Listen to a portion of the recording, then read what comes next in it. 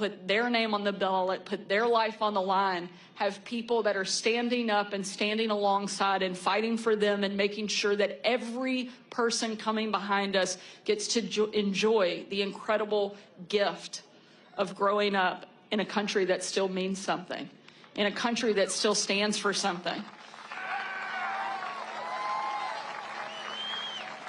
So when you leave here today, make sure you're doing your part in the fight for freedom.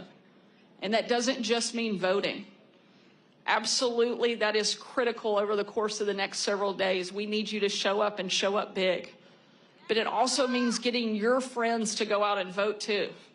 Frankly, I don't care if they're your friends or not. If they say they're voting for Donald Trump, you take them with you. If they tell you they're voting for somebody else, you let them know the election's been moved to December and we don't need them. But we need everybody here showing up and sending a clear, strong message that we love America and we're going to do our part to protect it. And the best way we can do that is make sure Donald Trump gets elected on Tuesday. Thank you so much for being here. Thank you for doing your part. Thank you.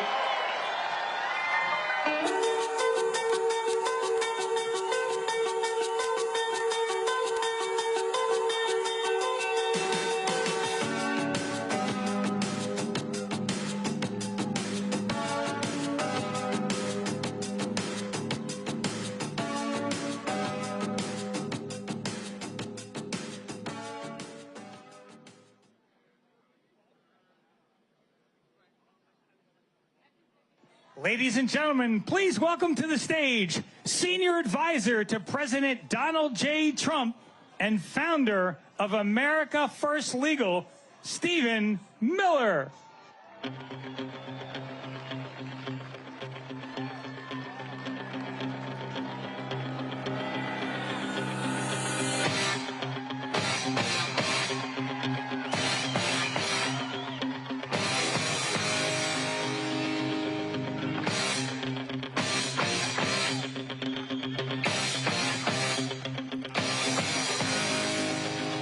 Are we ready, Pennsylvania? Are we ready, Lancaster? Just 2 days from now, and this nightmare that we've been living through for 4 years ends. In 2 days, you can end the nightmare of inflation, the nightmare of illegal immigration, the nightmare of humiliation at home, embarrassment abroad, and the degradation of this country. In just 2 days, you can defeat Kamala Harris, you can defeat the radical left, you can defeat the Marxists, the communists, the globalists, the crooked politicians, and you can send your hero and champion back to the White House. It all comes down to Pennsylvania. The patriots here today, you can deliver this state to Donald J. Trump, and you can send Donald J. Trump back to the White House. If everyone here gets 5 people, 6 people, 7, 8, 9, 10 people to the polls on Tuesday, this race is won, this election is over, and the banners will read, "We have re-elected Donald J. Trump back to the White House." So I need you all. I need you. I am asking you to dig deep, to work hard. 48 more hours after 9 years, it all comes down to this. You're right at the finish line on this marathon. And I want you to think, I want you to really think, as we have these 2 days left, what President Trump has endured for all of you, for all of us, for this nation for 9 years, since he came down that escalator.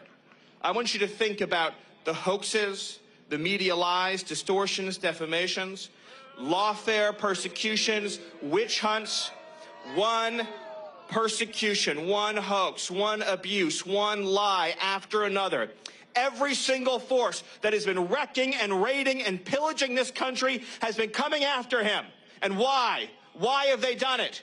Because he's standing up for all of us every single damn day.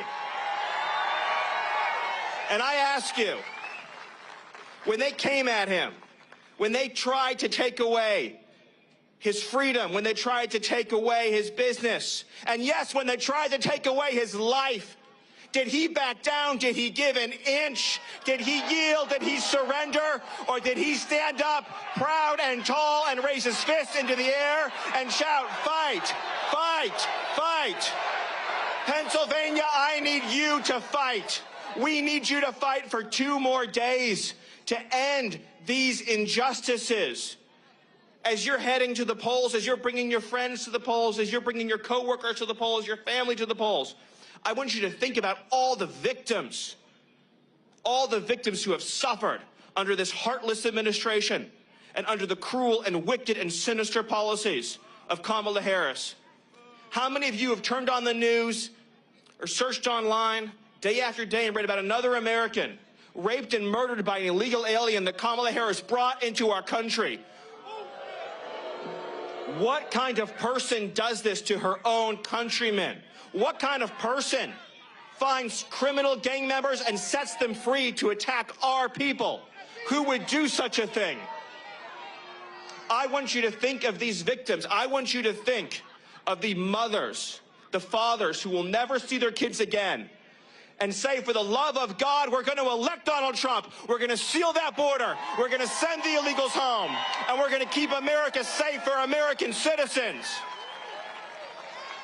You don't have to live like this. We don't have to live like this. We can be a free country again. We can be a sovereign country again. We can be a country again that puts American citizens before migrant gangs and illegal aliens. We don't need foreign countries' criminals. We don't need foreign countries' killers. We don't need foreign countries' gangs. You know what we need? We need safe parks, safe schools, safe communities where our children can learn and thrive, and they'll never have to compete with illegal aliens who don't even belong in our country. 4 generations of my family comes from this state. My great-great-grandfather lived here. My great-grandfather lived here. My grandfather lived here. My mom was born here. I love this state with every single fiber of my being. And I want Pennsylvania to be freer and stronger than it's ever been before. But you know, the only way this happens is if we send Kamala Harris back to San Francisco with her communist friends and send Donald J. Trump back to the White House. 2 days. 2 days. That's all we have left. After all the fighting, after all the battles, everything we've experienced together on this journey, everything that we've been through, and everything that Donald J. Trump has been through, that's all that's left. Just 2 days. Just 2 days. Are we up to the challenge, Pennsylvania? Are we going to get this done, Pennsylvania? Are we going to kick out the corrupt globalist politicians? And are we going to elect a man who puts you first, your families first, your children first, this country first, this flag first, every single day? Kamala Harris doesn't give a damn about you. She doesn't care about you. She doesn't care about your children. She doesn't care about your families. She doesn't care about anybody but herself and her donors. There's one man who cares about you and your family, who's willing to take every single arrow and, yes, every bullet they send his way. And that man, that champion, that leader, that warrior, who's going to be standing in front of you in just a few minutes, he's counting on you, and his name is Donald J. Trump. And if you do the work for just 2 more days, if you do the work for just 2 more days, then my friends, my fellow patriots, come January, you are going to watch Donald J. Trump standing before the assembled nation and the assembled world, put his hand on that Bible, take the oath of office, and save this country. Thank you. God bless you, and God bless Pennsylvania.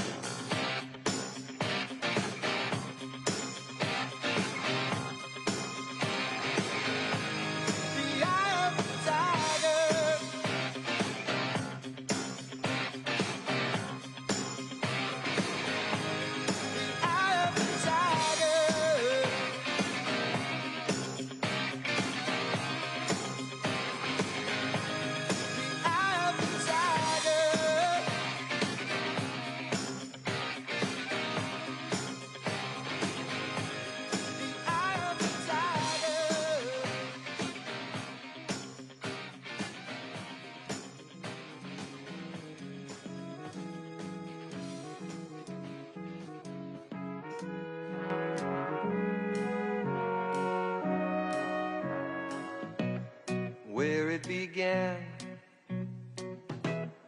I can't begin to knowing, but then I know it's growing strong. Wasn't the spring, and spring became the summer. Who'd have believed you'd come along? Hand, touching hands, reaching out, touching me, touching you.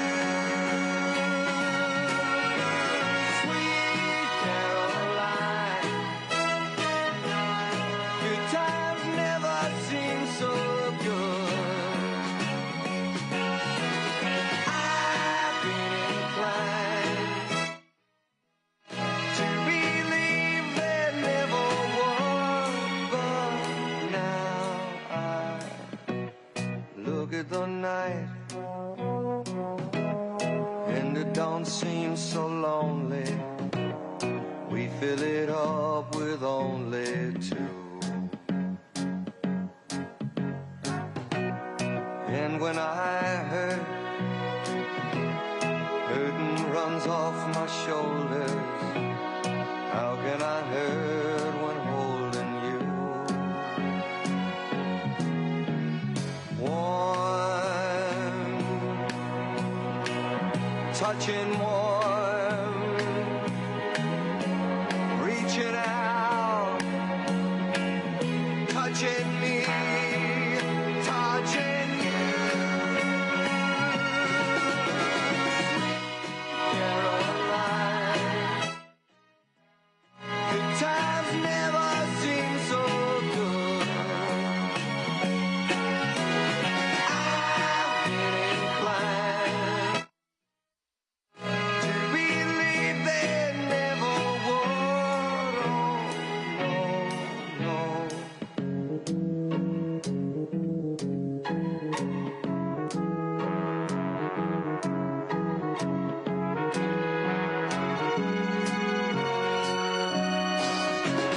Sweet Caroline, good times never seem so good. Sweet Caroline, I believe they never could. Sweet Caroline.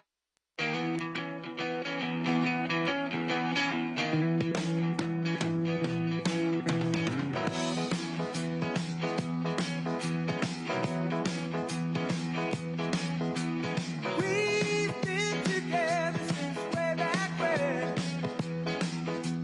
Sometimes I never wanna see you again, but I want you to know, after all these years, you're still the one I want whispering in my ear. You're still the one I wanna talk to in bed. Still the one that turns my head. We're still having fun, and you're still the one. I look at your face every day, but I never saw it till I went away. When it rained again, I just wanted to go. Wanted to go. In the desert, I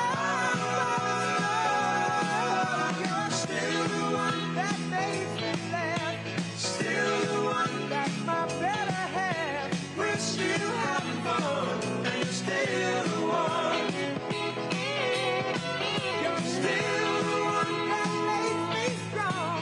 Still the one I wanna take along. We're still having fun, and you're still the one. Yes, you are.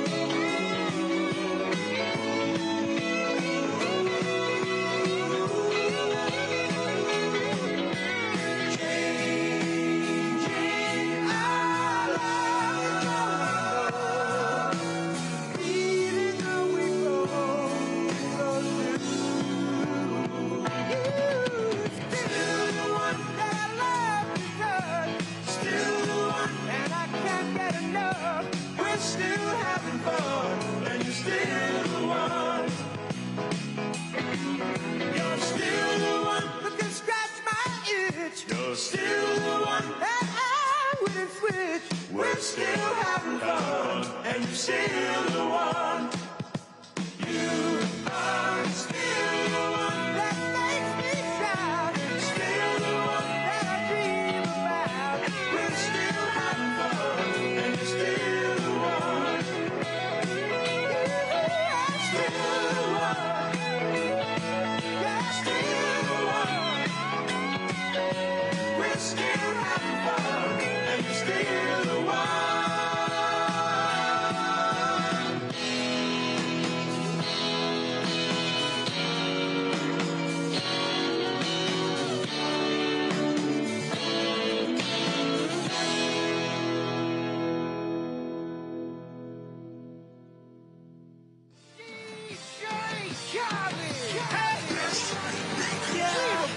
All I do is win, win, win, no matter what. Got money on my mind, I can never get enough. And every time I step up in the building, everybody hands go up. And they stay there, and they say yeah, and they stay there. Cause all I do is win, win, win. And if you going in, put your hands in the air, make them stay there.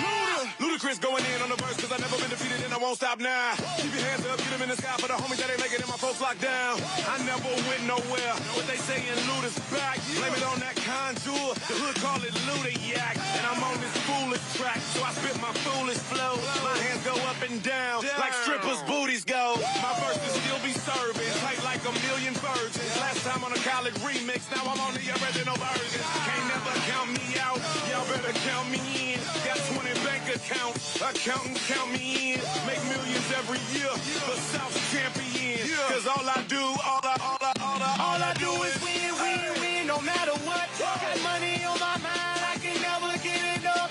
And every time I step up in the building, everybody hands go up.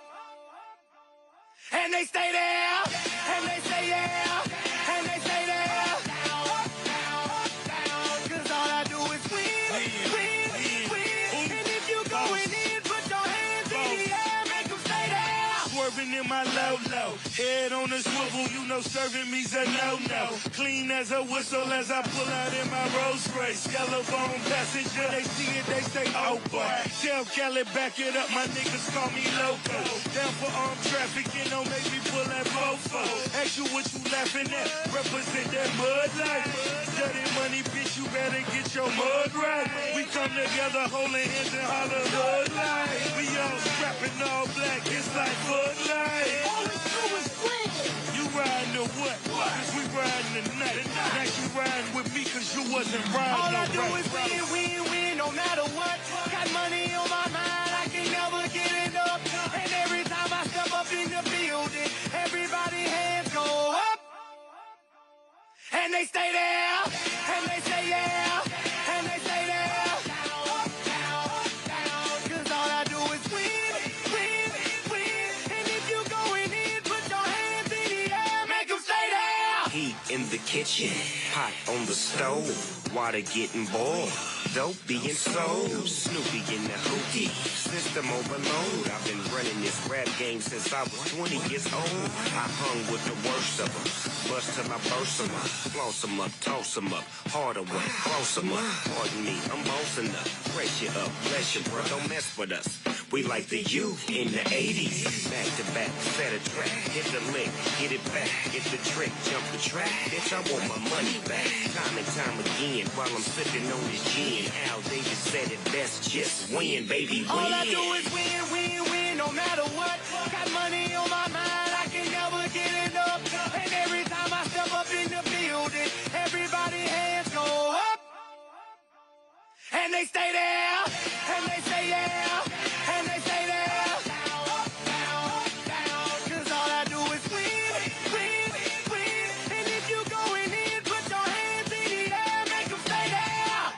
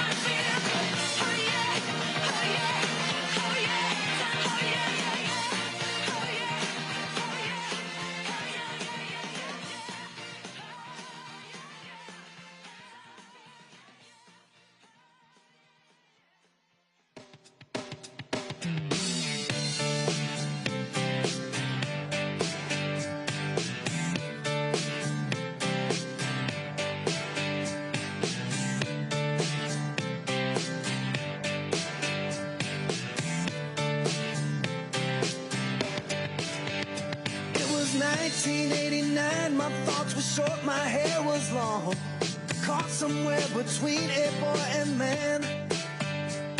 She was 17 and she was far from in between. It was summertime in northern Michigan.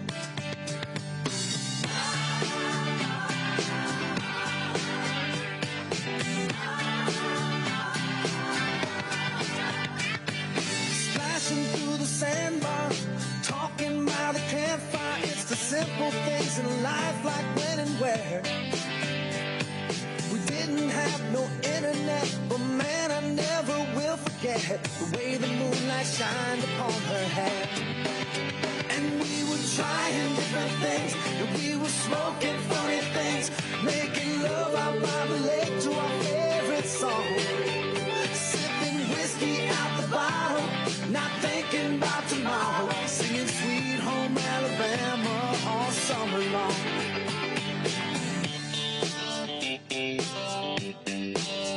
Singing Sweet Home Alabama all summer long.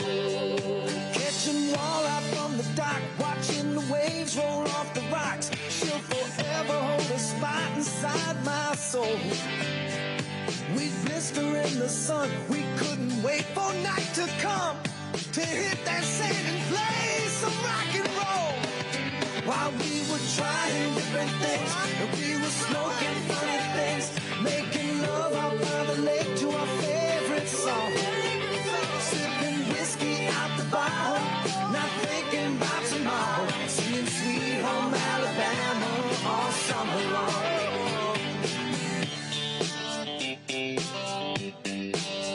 Singing Sweet Home Alabama all summer long.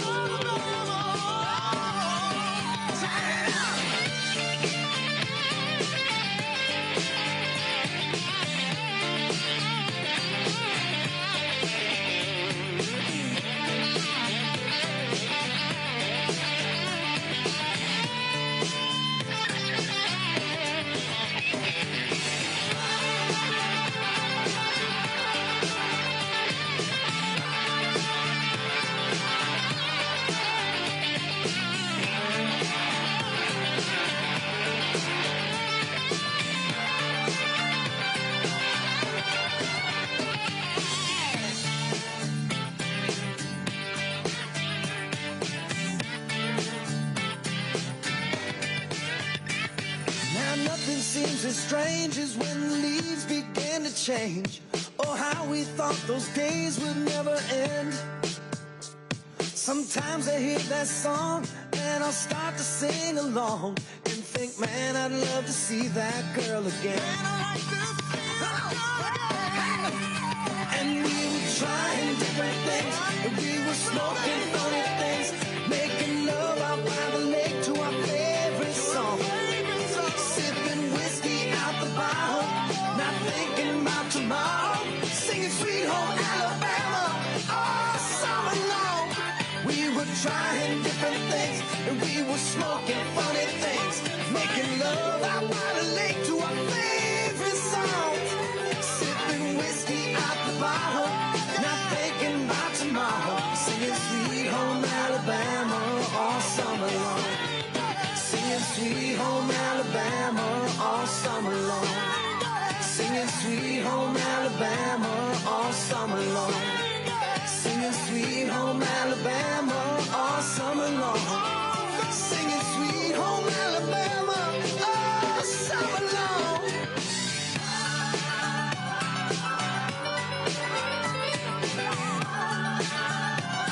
Singing about Sweet Home Alabama, yeah.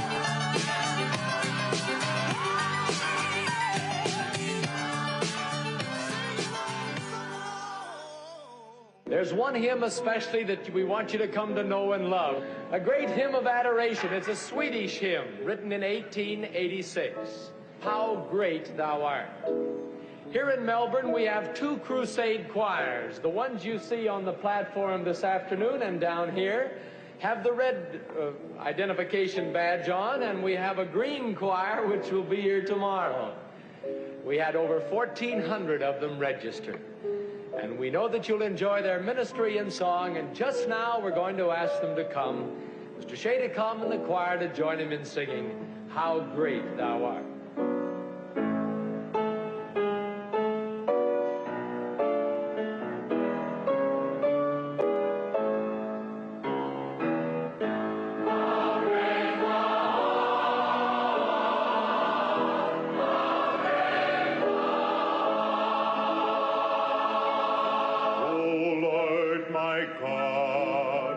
When I in awesome wonder consider all the worlds thy hands have made, I see the stars, I hear the rolling thunder, thy power throughout the universe displayed.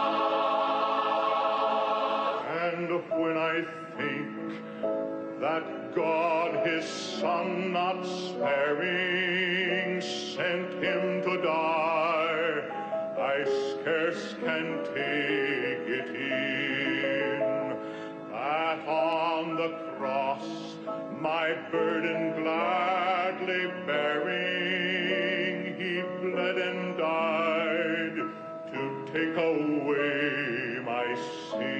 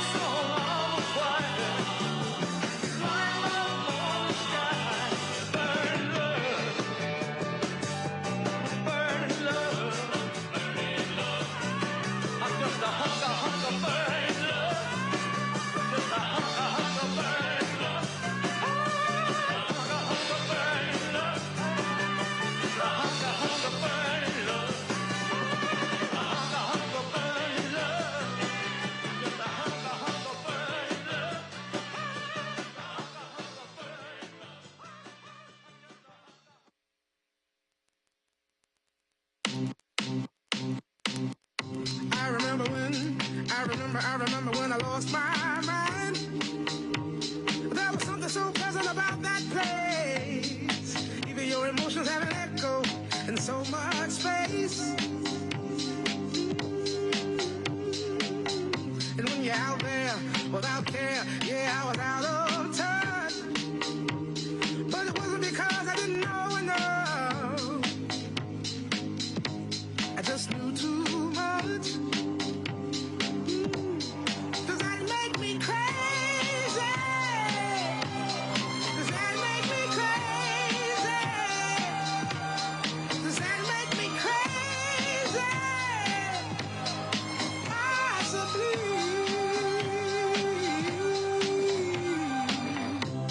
And I hope that you are having the time of your life.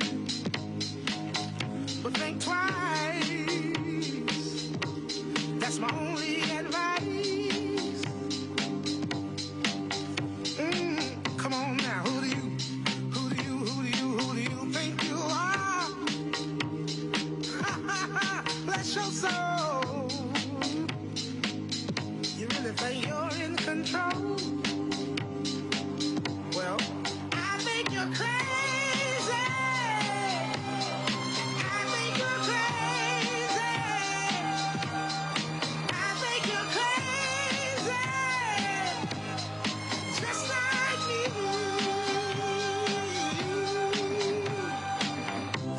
My heroes had the heart to lose the life I wanna live. And all I remember is thinking I wanna be like them. Ever since I was little, it looked like fun. It's a no coincidence I've come. And I can die when I'm done.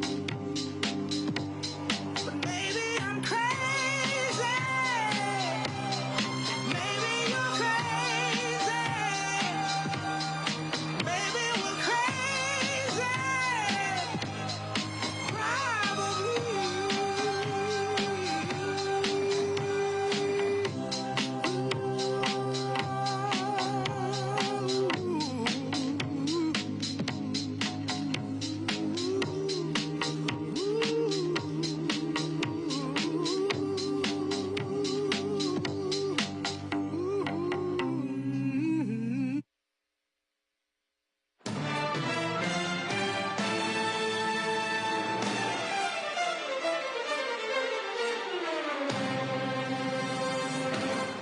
This is a man's world.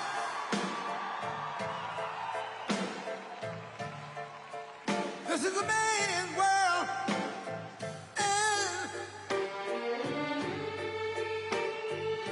But it would be nothing without a woman or a girl.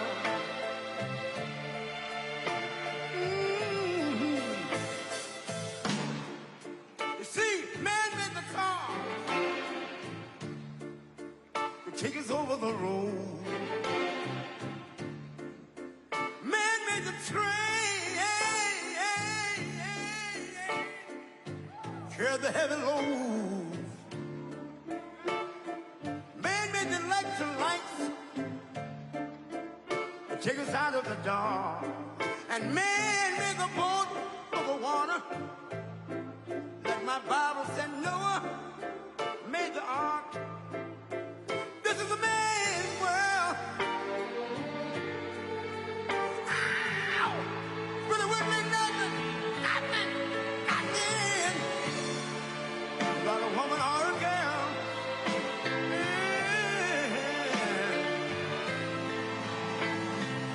L'uomo rincorre il potere, ma lui non sa. E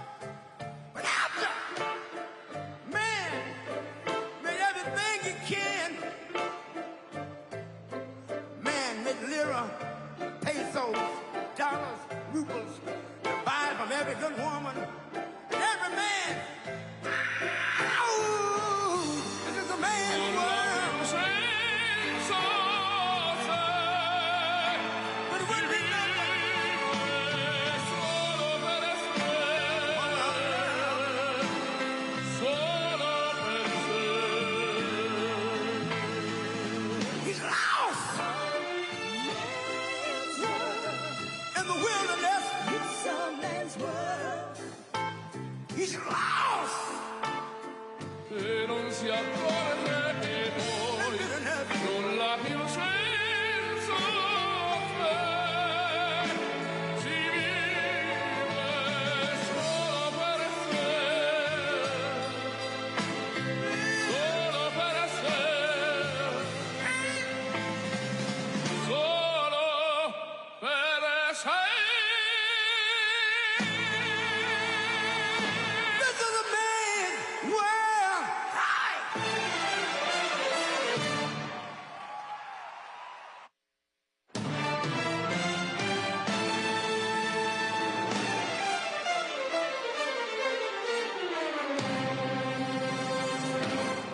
This is a man's world.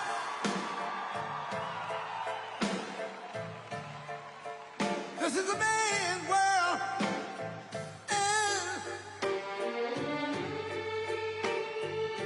But it wouldn't be nothing, nothing, nothing without a woman or a girl. Mhm. You see, man made the car to take us over the road. Man made the train, carry the heavy load. Man made the electric lights to take us out of the dark. And man made the boat of the water, like my Bible said Noah made the ark. This is a man's world. Ow! But it wouldn't be nothing, nothing, nothing about a woman or a girl.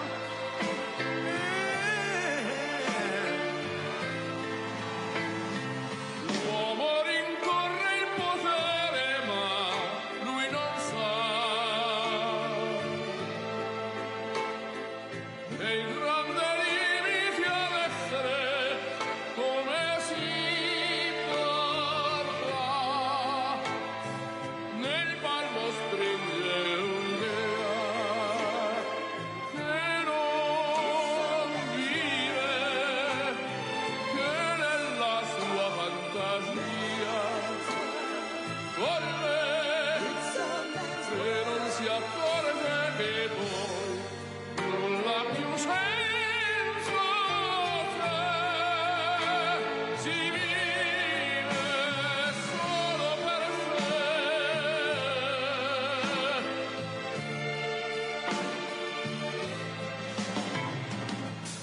Man thinks about a little bit of baby girl and a baby boy. Man makes them happy because man make them toys. But after man made everything he can, man made lira, pesos, dollars, rubles, to buy from every good woman and every man. Ow! This is a man's world. Senza te But it wouldn't be nothing. solo per sé, solo per sé. He's lost in the wilderness. He's lost. E non si accorge che poi non l'ha più senza te, si vive solo per sé, solo per sé, solo per sé. This is a man's world.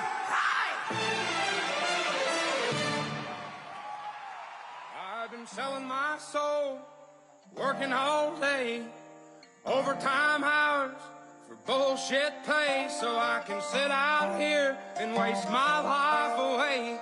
Drag back home and drown my troubles away. It's a damn shame what the world's gotten to for people like me, people like you. Wish I could just wake up and it not be true, but it is. Oh, it is living in the new world with an whole soul. These rich men north of Richmond, Lord knows they all just wanna have total control. Wanna know what you think, wanna know what you do, and they don't think you know, but I know that you do. 'Cause your dollar ain't shit, and it's taxed to no end. 'Cause the rich men, cause the rich men.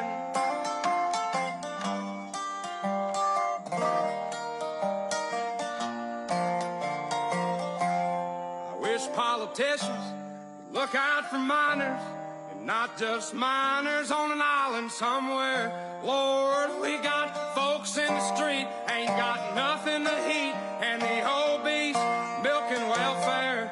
Well, God, if you're 5'3" and you're 300 pounds, taxes ought not to pay for your bags of fudge round. Young men are putting themselves 6 feet in the ground, 'cause all this damn country does is keep on kicking them down.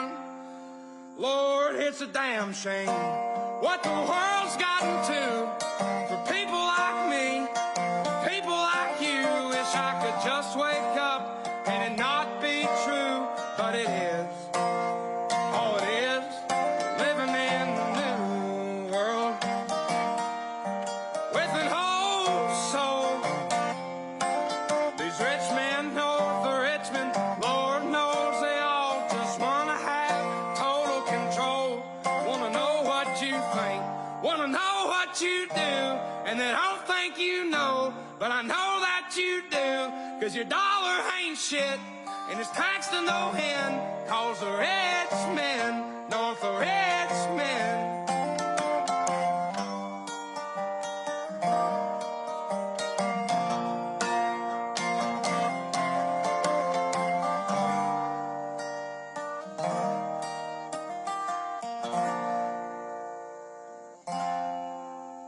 I've been selling my soul, working all day, overtime hours for bullshit pay.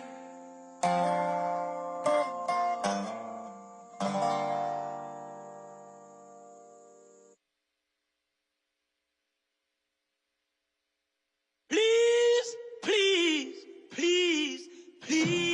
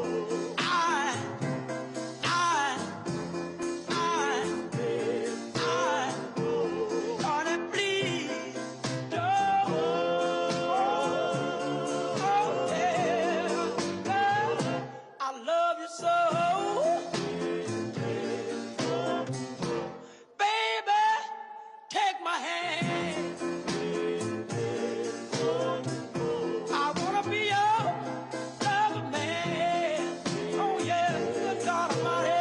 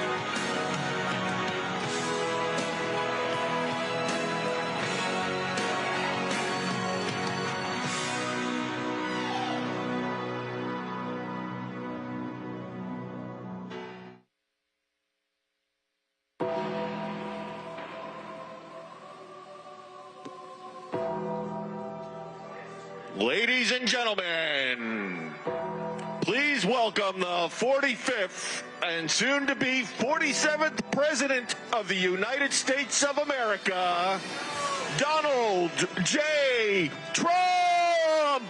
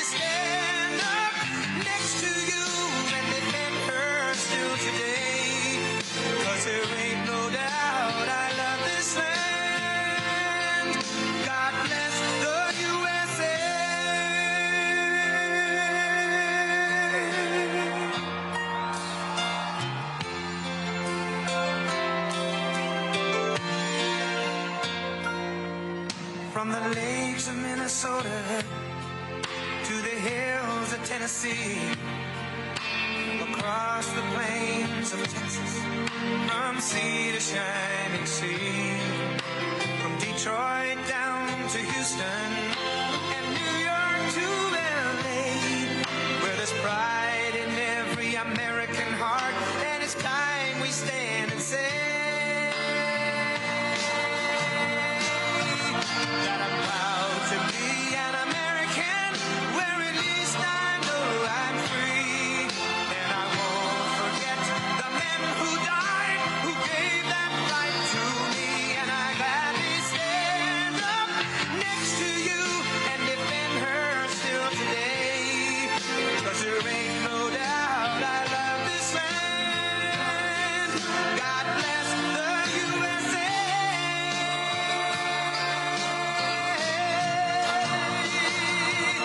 And I'm proud to be an American, where at least I know I'm free. And I won't forget the men who died, who gave that right to me. And I gladly stand up next to you and defend her still today.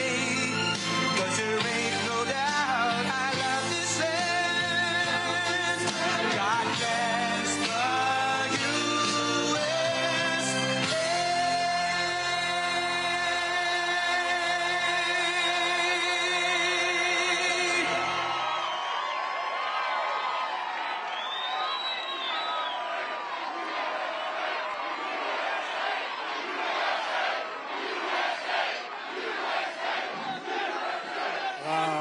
Thank you very much. Thank you. And a very, very special hello to Pennsylvania. What a great place. And I'm thrilled to be back in this beautiful Commonwealth with thousands of proud, hardworking American patriots. That's what you are. And I'd like to begin by asking a very simple question. Are you better off now or that? Just remember this. I'll tell you what, you remember it. Do you like it better now or 4 years ago? Well, I ask it a different. Do you like it better now or 4 years ago? And I've come today with a message of hope for all Americans. With your vote on Tuesday, I will end inflation. I will stop the invasion of massive numbers of criminals coming into our country. Thank you very much, Kamala and Joe. And I will bring back the American dream, and we'll bring it back stronger than ever before. But this is all you need to know. Kamala broke it, and we will fix it, and we're going to fix it fast.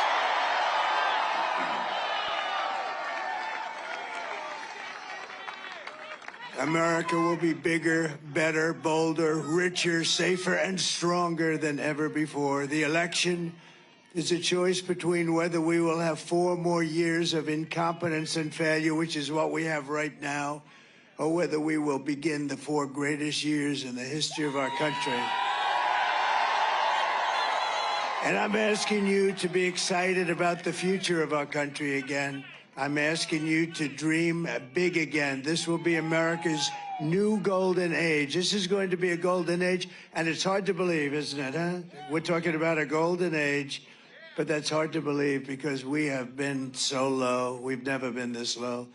The image of our country is terrible. It's terrible. It's a failed country. That's what it is. They view us as a nation in decline, but even worse, they view us as a failed country. We're going to turn it around. The image is so bad. What they've done to our country, this incompetent group of fools, what they've done to our country is so damn bad. And the media is so damn bad. It's unbelievable. Every inch of it. Every problem facing us can be solved, but the fate of our nation is in your hands. On Tuesday, you have to stand up and you have to go. You got to just go out and you got to stand up. We've done this for so long. This is 9 years. We have to get out. But you have to tell that horrible, terrible, the worst ever vice president. Nobody knows where the other guy is. Where the hell is he? Where the hell did he go, David? Where is he? Nobody knows where the hell. Where is Biden? Remember? We used to go, where's Hunter? We used to go, where's Hunter? Now we go, where the hell is Biden? Where's Joe? You know, when you think they stole the election. It was just, they walked in, they said, you're out.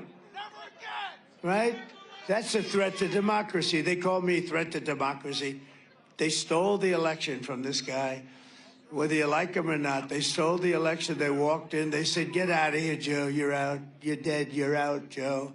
And man, oh, man, he likes me better than he likes her, I really believe.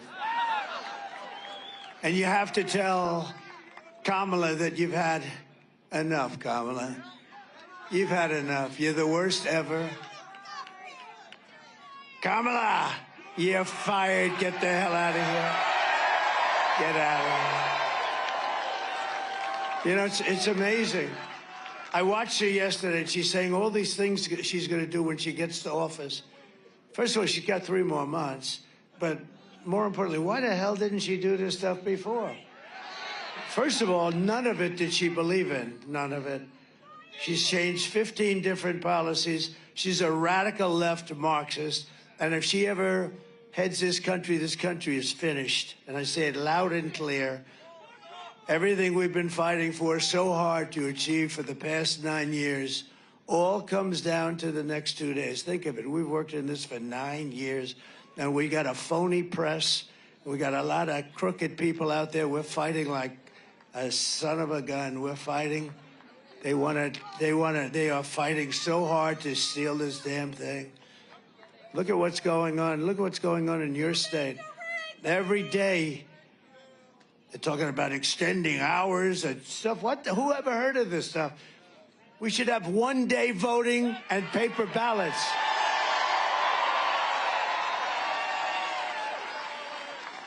Then I just heard that a couple of states may go an extra 12 days. How the hell do you have an election?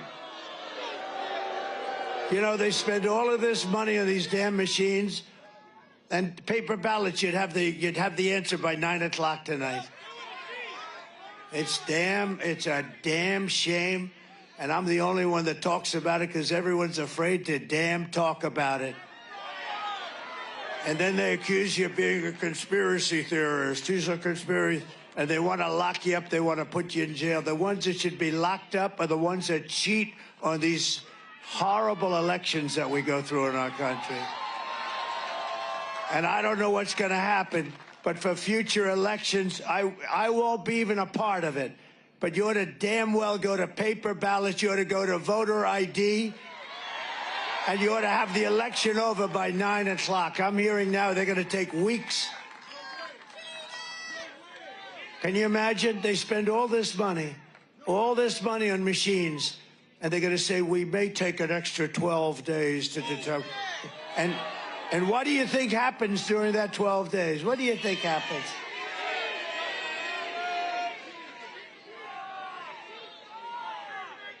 These elections have to be decided by 9 o'clock, 10 o'clock, 11 o'clock on Tuesday night. Bunch of crooked people. These are crooked people. You know, in California, they just signed a bill that if you're an official or anybody, you're not even allowed to ask anybody for their voter ID. And if you do, you've created a criminal act or something. I mean, they only do that because they want to cheat. What the hell are they doing? The whole world is laughing at us. They're laughing at us. You know what? And if nothing comes out of this whole thing, it's going to teach you, you damn well better get a different system. And these bloodsuckers up there, they do nothing about it. What a shame. What a shame. That's why they laugh. The world laughs at us. They all have elections. You know, France had crooked elections because they had paper ballots years ago, and they switched. And now they have paper ballots. And at 9 o'clock in the evening, they called the winner, they called the loser, everyone home, everybody was fine. They had voter ID, they had paper ballots, they had one-day election. At 9 o'clock, it was over. They called the winner, they called the loser, everyone went home. Now they say, well, wait till the next time. We got to get smart as a country. This is just one thing. It's all corrupt. She's corrupt. She's a corrupt person. I'm running against a totally corrupt person. And I'm really not running against her. I'm running against a corrupt machine called the Democrat Party. It's totally a corrupt party. Guys like Adam Shifty Schiff, these are corrupt people. And to think he'll probably be a senator, can you believe it? Watermelon head. No, he's a watermelon head. He's got the smallest neck I've ever seen. I don't know how the hell he can hold up that enlarged watermelon head. What an ugly guy, both inside and out. But it's now or never. This is it. This is the moment. We've been waiting 9 years for this, and we got 2 days, and we got all this crap going on with the press and with the fake stuff and fake polls. And by the way, the polls are just as corrupt as some of the writers back there. They can make those polls sing. They can make them sing. They brag about it. I got a poll. I'm 10 points up in Iowa. One of my enemies just puts out a poll. I'm 3 down. Joni Ernst called me. Everyone's called me. They said, you're killing in Iowa. The farmers love me, and I love them. But they came up. They just announced a fake poll. Hey, think of it. Right before the election that I'm 3 points down. I'm not down in Iowa. I got $28 billion for the farmers. $28 billion. Nobody else would have gotten 10 cents. Joe would sleep. Do you think he thinks about the farmers? And you know who gave me the $28 billion for the farmers? China, because China screwed our farmers. And then they tell me I'm down in Iowa. I don't think so. And you know what? A good poll, Emerson, no friend of mine, they said that poll is wrong. Everybody said, why do they announce a poll that's highly skewed toward Democrats and liberals? Why do they do that? When you read it, they interviewed far more Democrats than they did Republicans. Why do they do that? Why do they do that? And I guess there's a law that they have to say that because they would have preferred not having to say that.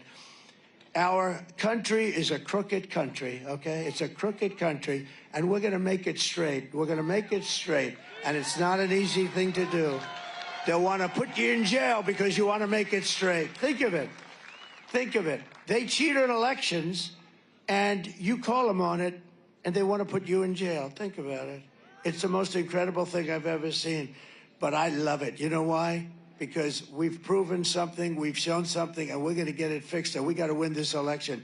It's all up to now. I mean, we got 2 days. We've been working for 9 years. We did a great job. We had the best economy ever. We had the wall. We had everything. I built over 500 miles of wall. They don't even talk about the wall. But we had the best border, the safest border. I won't pull down my world's favorite chart because I don't want to waste a lot of your time. But my world's favorite chart, done by the Border Patrol, it said we had the safest border in the history of our country the day that I left. I shouldn't have left. I mean, honestly, because we did so well. We had such a great. So now, I mean, every polling booth has hundreds of lawyers standing there. It's all about the lawyers. Everybody's standing at lawyers. Nobody should have that. You should have a damn ballot and you hand it in. Do you know that in Arizona, where I'm winning by a lot, but it takes 4 hours to fill out the ballot. They've got page after page, and people are complaining they don't have time. It takes 4 hours to fill it out. Why is that? Why is that? I can tell you why. But so many places. Pennsylvania, I love Pennsylvania. I went to school here. I think the people are incredible.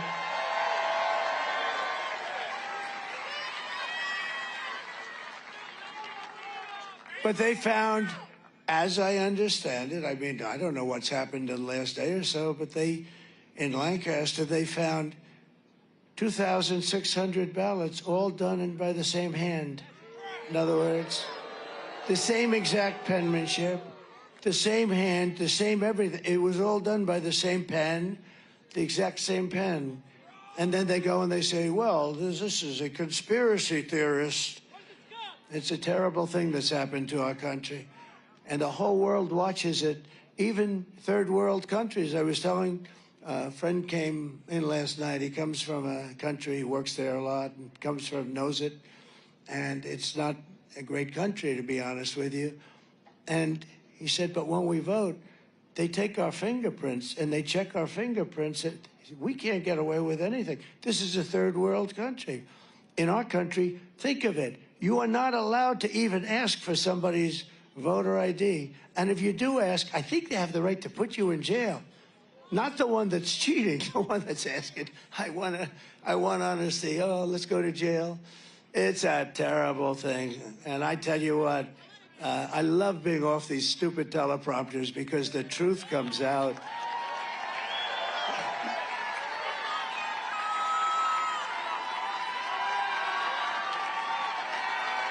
The truth comes out. And at least you find out that it's nice to have a president that doesn't have to use teleprompters. You ever see her? And I'm being nasty to her because you know what? She's really bad. She shouldn't have been chosen. She got no votes. This is supposed to be a democracy. You could call it a republic. People say, oh, it's a republic. Okay, whatever you want to call it. It's supposed to be fair. And they ripped the election away from this poor, stupid guy. They ripped it away. Like candy from a baby. It's the way you do. You ever take candy from a baby? Hello, darling, give me some of that candy. Just give it to me. You take it, you rip it right out of the baby's hand. That's what happened here. It's a corrupt deal. And I think at some point it's got to be changed. Got to be changed. Do you know that paper ballots, and by the way, now the machines are going to really hit me hard because, you know, they never heard anybody hit them like this. But do you know that paper ballots, paper is very sophisticated. It's called watermark. It's watermarked, highly sophisticated. It's more sophisticated than the machines they use, which can be hacked and things can happen. You know, a great gentleman is Elon Musk. Right? And I said to Elon, I assume you're very good with computers, right? They said, well, I think I'm one of the best. He said, it wasn't the engines that landed that rocket the other day. It was the computers telling the engines what to do. I think I'm good. Yeah, I think I'm really good. Well, he looked at the machines, just looked at them, And he doesn't have to look like normal people. Normal people have to rip them apart and figure out what's going on. That's normal experts. He goes like this, the machines are, oh. He looked, oh, meaning he knew the patient immediately. You know, he does this stuff for a living.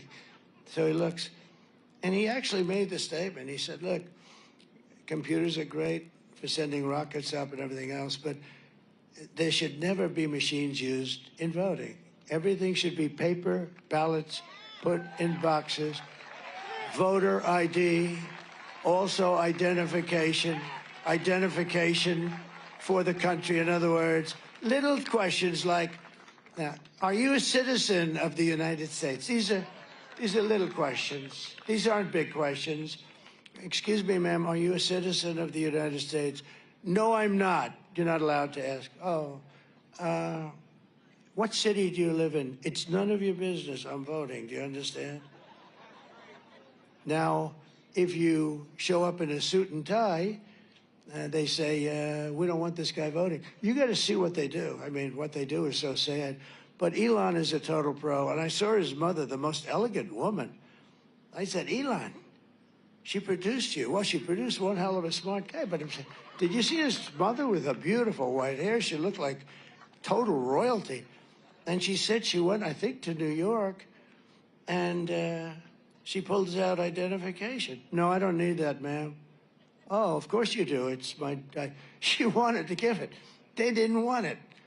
And she said, very interesting. She was interviewed just yesterday. A very smart woman. Produced a lot of smart kids, too. Not just Elon, a lot of smart kids. And she was amazed. She left there. They didn't want any information. They didn't want her ID. They didn't want identification. And she said, you know, that's a strange thing. I've been in many countries, and they always want your identification. So, look, we have a country with a massive headache, and it would go a lot longer than headache. It would be a much stronger word than the word headache. And we have to solve this problem because we have a mess on our hands. We got a bunch of cheaters that all they do is think about how they can cheat. Think of this. You know, when I run this election, we have meetings with Susie and Chris and all professionals, respected people, a lot of people. And we talk about strategy like, what do you think we're going to say? Or where are we going to hold a rally? And how much are things going to cost? And what are we doing? You know, in other words, normal. When they meet to find out how can they cheat. And when you think of it, they have to. Because who wants to have policies of open borders where anybody in the world can come in, where you can, and by the way, 90% of the Democrats, not the sleazebags like Schiff and Schumer and crazy Nancy Pelosi,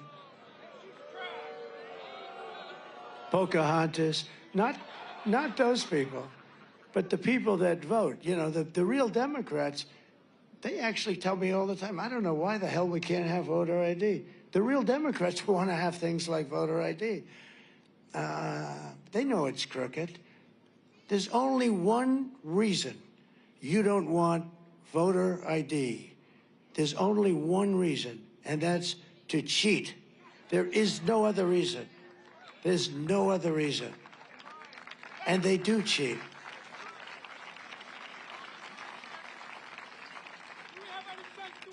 Isn't this better than my speech? No, because honestly, somebody's got to talk about it. They say, sir, I'd rather have you not talk about it. We have a certain network. Oh, if you even mention the fact that there's cheating in elections, they turn you off. I mean, this is supposed to be one of our brave, very brave networks. I won't mention which, but you can imagine. You know, it's one thing when CNN and MSNBC, crooked as hell. Look at CBS. Look what CBS did. They took this person who's a low IQ person. They took her, they interviewed her, and the main question they asked her, she gave an answer that was absolutely insane. It was a pile of words taken, mixed up, and thrown onto a board. It was the craziest frickin' answer I've ever seen. And CBS, who's licensed for free, They don't pay anything by the federal government. Why aren't these licenses bid out? Why aren't they worth billions of dollars?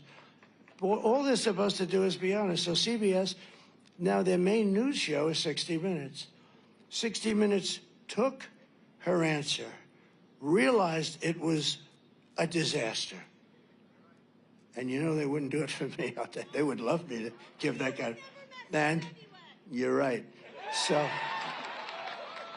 she said, you would never mess up anyway. You're right. I mean, you know, somebody else. Hey, I sat for a 3-hour interview with Joe Rogan, and it was great. And you have to be smart. I sat 2 days ago, I sat with Tucker Carlson, and we had an interview, an hour and a half. It was at 11:30 in the evening after I did 4 rallies. And it was fine, you know. I mean, they ask you a question, you know, it's very simple. They ask you a question, and you give them an answer, if you're intelligent. But she's not an intelligent person. She was not a good student. She was a horrible student. She didn't pass her bar exam. I mean, I know a lot of people, they didn't pass it, but, you know, that's okay, but she didn't pass it. But she was a horrible student. She's not a smart person. We're dealing against the roughest, toughest, smartest.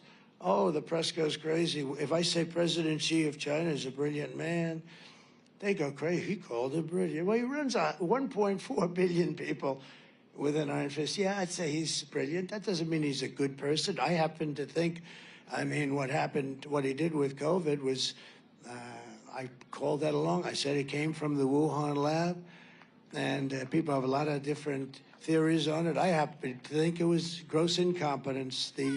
The doctor came out of the lab. He had lunch with his girlfriend. She caught it. He caught it. They caught it. Everybody started dying all over the place. And they suffered plenty. But these people are very smart, and they're at the top of their game. Top of their game. We have a man that he can't find the stairs off a platform, right? No, he's guiding us. And, you know, we have a problem. We don't have a global warming problem. They don't use that term anymore anyway because, as you can see, the planet, it's very cool out here today, isn't it? Oh, they go crazy when I say it. But it's not global warming because at certain points it starts to cool a little bit, like now, but like this period.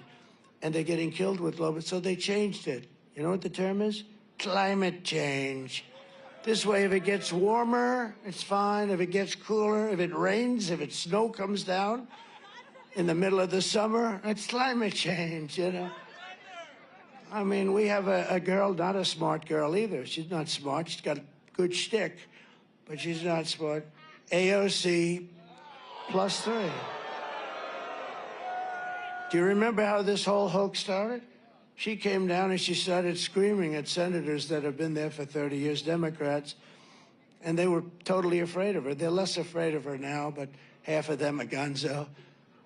And we've spent trillions and trillions of dollars on things that, you know, putting windmills all over these magnificent plains and fields and valleys and oceans. And then they had one whale in, I think, 50 years come up. And then last year, they had like 18 of them wash ashore, die. And it's all a big hoax. So many things. So this is just like, we're talking about a history lesson. It's just, to me, it's more interesting than the speech that you've heard approximately 900 times, because I've been saying the same thing. You know, with a speech, I mean, I have beautiful, oh, it's so beautiful, but it's true. But it's basically the same thing. We have bad borders, and they don't do anything about them. But they're not only bad, they're open. And they do no vetting. This moron does no vetting. And she's the border czar. The border czar. But then she said, I'm not the border czar. Don't ever call me the border czar. Yeah, well, she is a liar. You're right about that. But for different reasons. So don't call her the border czar. But she was appointed to head the border. Now, the Border Patrol last week gave me the strongest endorsement anybody's ever given me, I think.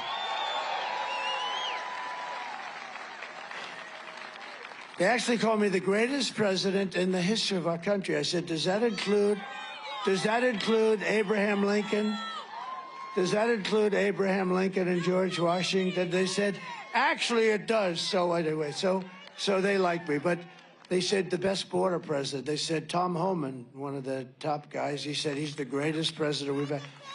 We had the best border that we've had in recorded history. I mean, it was good. And I took over a mess because I took over the mess that Barack Hussein Obama and this, who's a big divider, who's a major divider, and he's a major troublemaker, okay? And you know, I've always treated his wife with respect. Just one of those things. But I've always treated his wife with great respect. But she came at me the other day. That's not nice of her to do. And I think we're going to start having a little fun with Michelle. I think we're going to have a little fun with Michelle. But I always treated her with a lot of respect. And we just have to know. Look, so we have a very divided country. And you really have, look, anybody that wants to have open borders for 13,099 murders to come in over the last 3 years, for 16,000 of the worst drug lords and drug sellers to come into our country. And you know what they do? They tell them, if you ever come back, we'll kill you. So they don't want to leave. We're going to get them out because they're going back because, you know, see, our country's stupid enough. Our country's stupid enough that we give them massive amounts of, they call it aid, but we give them massive amounts of aid. You know where the aid goes? Into the dictator's pocket for the most part. But we give massive amounts of aid. So I told them, I said, if you don't stop behaving, I'm going to end up taking away all that aid. You're never going to see any aid. And they were so good after that. They were so good. But for the sake of your family and your country and for the sake of your freedom, you've got to get out and vote. You got to get these lunatics out of there. You've got to get them out. With your help, we're going to defeat Kamala. I don't even use her last name. Nobody knows who the hell I'm talking about when I say Harris. How is Harris doing? Who the hell is Harris, everybody? Even people that are, you know, look at all the people we have here. Look at over there. They're all over the place.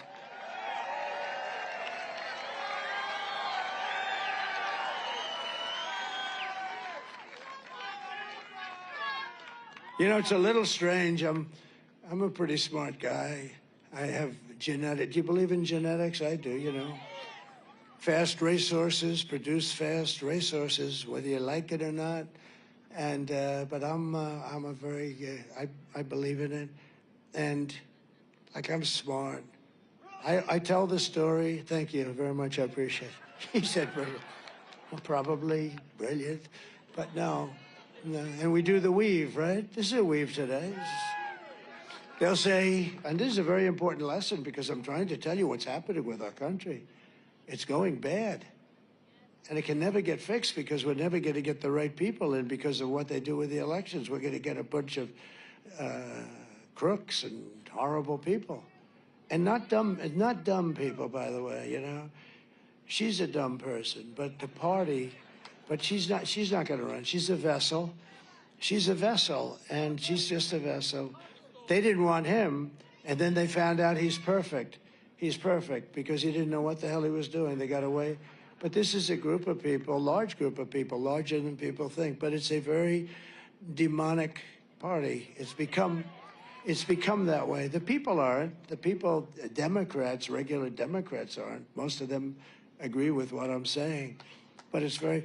But we do need people to say it, and we have to have it. And if it's not said, and then they're going to fight over it. They're going to call you a horrible person and. All of the things that they call you, conspiracy theorist. He's a conspiracy theorist. They don't tell you that they cheated. Think of it. They spied on my campaign, and they refused to even acknowledge it to this day. But people acknowledge it. But look at all of the things, the Mueller report, they said Russia, Trump's involved with Russia. I don't know a damn thing about Russia. Trump is involved with Russia. It was made up. You know what that was? That was an excuse for why crooked Hillary Clinton, and she is crooked as hell. And now that Joe Biden has been taken out by his party of politics, I can start using the word crooked back to Hillary.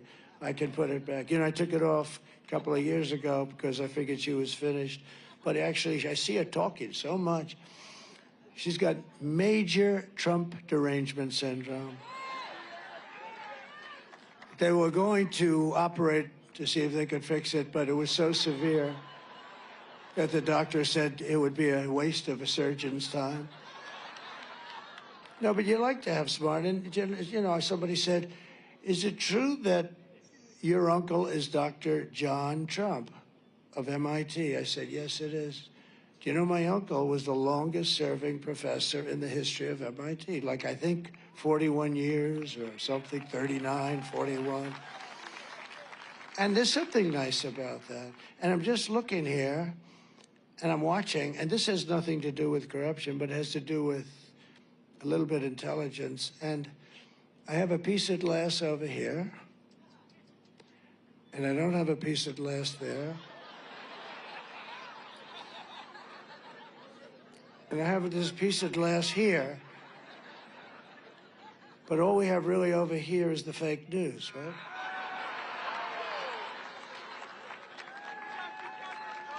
And to get me, somebody would have to shoot through the fake news.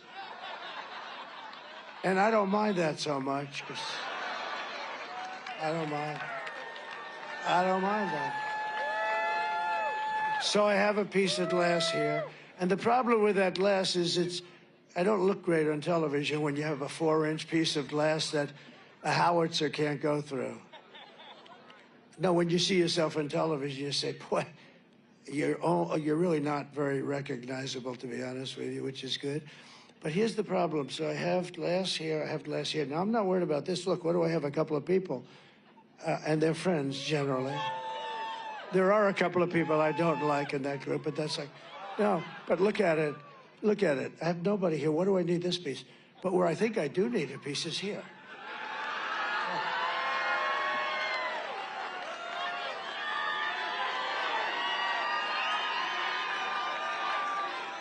And I think, no, I'm a very smart person. You know, they've refused it. You know, now they are saying, that was the most brilliant speech. They're saying, it's a weave, you go. And then you're here. And then what happens is while you're here, there's a point having to do with that point. And you go, wing, wing. Then you come here. Then you do another weave, hee, hee, hee. And it's very complex, but then it gets very simple because it all comes brilliantly and beautifully together. And they actually acknowledge this total genius there. They don't, not all of them do. Most of them are failed writers. They're not even good writers, okay? They're bad writers, so they don't understand the weave. They'll never be able to do it. But here's what I'm looking at. I'm looking at cameras. The problem is, when you watch me tonight, you'll say, the president doesn't look that good. Well, how the hell do you look good? Look at the size of this sucker.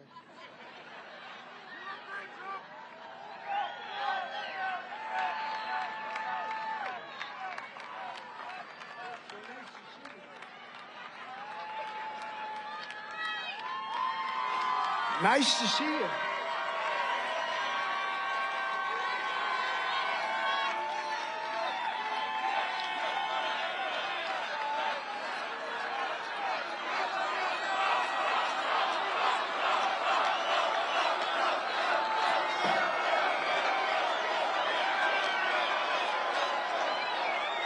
Thank you.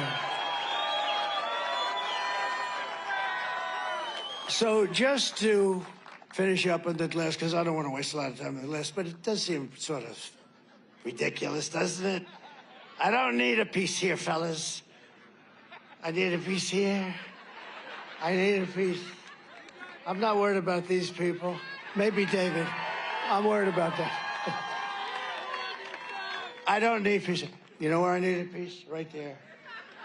Look, I got farmhouses. I got all sorts of see the guy up in the window back there? Has anybody inspected that? No, it's the whole thing. It's okay. It's okay. But it would be nice to have, you know, I'm trying to make a point and I'm trying to sell something. I'm telling the people that our leadership is grossly incompetent, that we're being ripped off by every country in the world, including our so-called friends. Our friends are far worse in many ways in terms of trade. The European nations are just ripping us to shreds. Everyone says, oh, it's so nice, the European nations. They're not, they're very tough. They're very, very tough.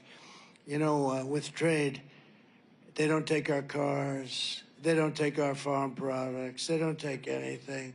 But they give us their Mercedes. They say BMWs, their Volkswagen, millions and millions. I said to Angela Merkel 3 years ago, I said, Angela, how many Chevrolets do we have in Berlin? Why, I don't believe you have any. I said, you're right about that, Angela. You think that's fair? So, you know, they're ripping us off. The whole world is ripping us off, and we stopped it. And we stopped it, and we took a lot of heat. I lost a little chunk of ear over it. Okay? And they weren't happy with that. That wasn't good enough. That was not good. But I'll tell you what, we got to be fair. You know, Europe is, we have a $300 billion deficit with Europe. Why do we have a deficit like that? And we were fixing it all. It was beautiful. Then we had a very unfortunate thing happened. I got more votes than any president, any sitting president in the history of our country. I got more votes, almost 75 million votes. That's the votes that they talk about. That's not the votes that nobody knows. Actually, nobody has any idea. You got these machines, you know, it's broken. We think we might have paper ballot backup. Oh, we don't have the backup. Oh, wow. They have no idea how many. They have no idea how many votes. But according to their stats, I got like 10 or 12 million more votes than I got the first time. Barack Hussein Obama, a terrible president, by the way, a terrible president. Terrible. The worst on trade. You know, he'd go in, the Germans loved him. You know why? Because they ate our lunch. I mean, it was the craziest thing. The Germans would love him. They didn't love me, and I have heritage there, to put it mildly. They didn't love me because I said, you got to pay, you got to pay. I said to Angela, Angela, you haven't paid, Angela. No, Donald, we think we will start by 2035, she told me. Oh, thank you, Angela. I really appreciate it. 2035. This was 4 years ago. Oh, she's going to pay by 2035. Think of it. And they think we're stupid people. So we got to get our country straightened out, or we're not going to have a country. All right? That's all. And you have a chance in 2 days. And if you don't vote, you're stupid. You're stupid. 4 years of Kamala Harris have delivered nothing but economic hell for American workers. Her inflation disaster has made life unaffordable and cost families over $30,000. Think of it, $30,000. You know why? Because of inflation, the higher prices. You can't afford it. Bacon, sausages, eggs, apples. You know, when people talk to me, and I talk to as many people as I can because they know more than our genius experts who are bullshit. Okay. You go to the little lady that's buying 3 apples, goes to the counter, and then realizes the price has gone up by 40% and she can only afford 2 apples. And she walks an apple back, and she walks out with 2 apples. She understands very well, and that should never happen in our country. That happens a lot. They go in and they buy 2 bananas, and this should never be happening in our country. And it's happening because we have both corrupt and stupid leaders. You have combinations of stupidity, and sometimes it overflows. But you have some very stupid people in this country, and you also have some very, very corrupt people that benefit by this. They benefit by letting China rip us off. You know, I took in hundreds of billions of dollars in taxes and tariffs from China. And I'm the only one that ever did it. They've been ripping us off for years. We rebuilt their military. We rebuilt their military. I mean, we're losing, well, now we're losing numbers that nobody even believes, but we lose to China $500 billion a year. When I came in, it was $509 billion. That was the deficit with China. We were losing numbers that were not even, now it's over $1 trillion we give them. And then you wonder, gee, they're building a lot of ships, a lot of planes. Most beautiful plane that I've ever seen is the F-22, but we don't make it anymore because it's too expensive. And you know what? You know who makes it? I saw it. I said, of course you make it. I saw one the other day. Sir, that was made by China. They copied the sucker. I mean, we don't make it. We don't make it. We got to get smart. We got to get smart. Just this week, we had the worst jobs report in modern history. This was done by sleepy/crooked Joe Biden and Kamala. You know, who knows with her? Nobody even knows. You know, we like to say, oh, she was, I don't know if she was, she probably wasn't too involved in it because she wasn't involved in anything. She's lazy as hell. But, you know, they all say, sir, make sure that you only say Kamala. Well, you know, it's probably him more. But she was there. If she was any good, she would have said, Joe, you got a mental problem. You don't have any more. Let me handle things, Joe. Let me handle things. You're out of it, Joe. She didn't say, she said just the opposite. I've never seen there was never an indication that he's mentally shot. I've never seen anything. Well, she's lying.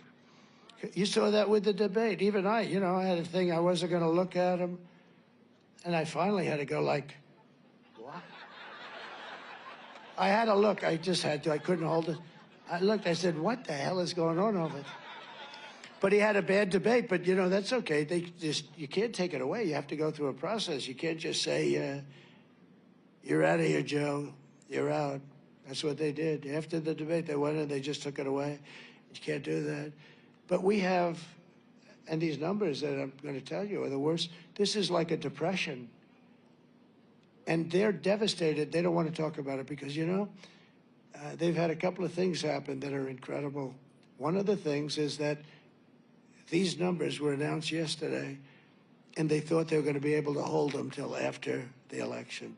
Because these numbers would not allow anybody to vote for a woman of not high intelligence, to put it mildly. I'm being extremely nice when I say it that way. These numbers are depression-style numbers. I mean, not recession. These aren't recessionary numbers. And I know a lot about this stuff. I was a wonderful, wonderful student at the Wharton School of Finance. I did great. Made a lot of money, a lot. I've made so much money, it's crazy. And made a lot of money, and I understand money, and I don't say that, it's, you know, it's been something that works for me. And other people have other abilities, but I know this stuff. It's sort of easy for me. And our country's in financial trouble. We could have a depression. And this was just announced, and they're devastated. I know a lot of people in the White House, they're devastated that these numbers came out. They did another thing that's sort of related. 2.5 months ago, they said they had 818,000, that's a lot, 800, almost a million, 800 exactly, and 18,000 new jobs. And you know what? You know what? It was a fraud. They had no new jobs. And then just last month, they said they had 112,000 new jobs, and that was corrected and revised. But they thought that all of this would be revised right after the election. They were having a hard time holding it in because people know you have a lot of good people in our country, and they know what's going on, and they're working in statistics departments and different departments. They see what's going on. You know, you can't really hide it if you have honest people. And we had people that came out and said, a whistleblower, I assume it was, and he came out and said that the almost 1 million jobs that they added fraudulently into our employment numbers were fake. They're fake. And the press barely reported it because they're fake. They're worse than the politicians. Honestly, they're worse than the politicians. They're worse than the politicians. And they're being caught. That's why their approval ratings are so low. They're being caught. I think it was a great thing I did for the country, because I don't think people, before I came along, nobody talked this way. But they're fake. And we need a fair press. And we don't need a ruthless press. We need a fair press. And sometimes that will be ruthless. But they didn't report this, or barely reported it. So they fraudulently put in fake job numbers. And the information was supposed to come out after the election. In other words, any time after 3 days from now, because then it wouldn't have mattered too much to them. And a whistleblower blew it up and released the information. And I want to just tell you that what they've done, so you add the 112,000, so you're talking about almost 1 million jobs were fake. Now, here's the difference. If they had those 1 million jobs, you would have said they did a nice job. Not great, by the way, because you're starting from a depression base. You're starting from where these numbers are, where the real numbers are that just got released yesterday. Also, they wanted to hold these numbers till after, because these numbers are worse than the 818,000 fraudulent job numbers. With only 12,000 jobs were created. That's a depression. Listen to this. 30,000 private sector jobs were killed in a single month, and nearly 100,000 manufacturing jobs were wiped out since the beginning of the year. 100. Those are sort of our prime jobs, I think. You know, we got a lot of prime jobs, but manufacturing, that's where you make money for the country. You make product, you sell the product to other countries. We lost a lot. We've been losing so much. But these are depression-type numbers, and that's where we're heading. And I always said, I don't want to be Herbert Hoover. You know, people tell me, what would you like? I said, the one thing I don't want to be Herbert Hoover, because he was the president when the Depression came, and that was not good. That was not a good thing. And the only reason I'm happy that this has been found out now is that now I can fix it. I didn't cause it, because they blame you for everything.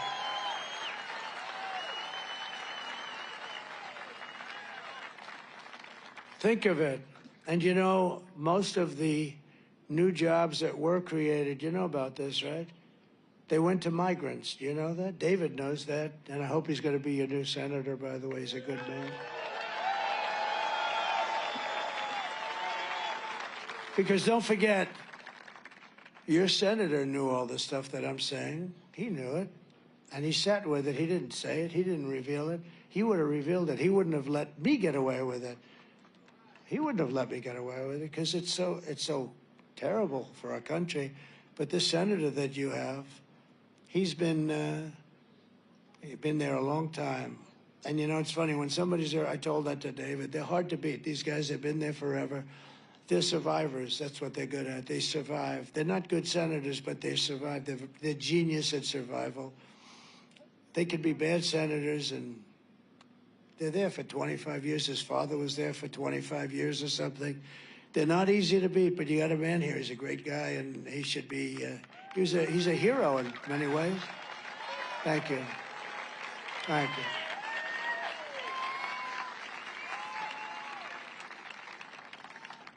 So we got to win. I don't think there's much of a choice. I really don't believe we have a country. Those numbers, and I cut down on a lot of them, but think of that. Almost 100% of the jobs that were created went to illegal aliens, or the new term is illegal migrants. There's no nice term. Some people say, don't use illegal aliens. Oh, what should I use? Migrant. Oh, okay. They're illegal migrants. Personally, I think the word alien is nicer, you know? But what do I know about things like this? But when you think about it, and let me just tell you one further fact, and then we're going to finish up. And I'll only do this speech once. I'm not going to do this speech again because there's no reason to. I have 3 or 4 rallies today. I have 4 tomorrow. I think I've done, look, we had the greatest rallies in history. There's never been rallies like this. Look at the people. Look at it. We love you just as much as these people. I love you more than these people, okay? No, look, it goes back as far as the eye can see. It's never been that. I actually joke. I tell my people, I have very good people, and I tell them, in 4 years, you'll be representing a hot candidate, and he's going to come to this beautiful part of the Commonwealth, and he's going to have an audience of 250 people, right? Remember Biden? He couldn't, you know, he had the circles because of COVID. I don't know, that's crazy. The only thing good was, I really thought the guy who did those circles was very talented because I'm a very good builder, and he did perfect circles. In fact, I wanted his name in case I wanted to do some. He's a very good painter, but he had 8 circles. He couldn't fill them. He had to use fake news to fill them. They were sitting there.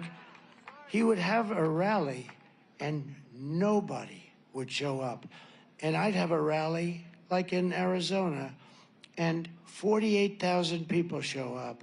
He comes in the next day, he literally couldn't fill the circles. And yet, he had more votes than me. He had more votes.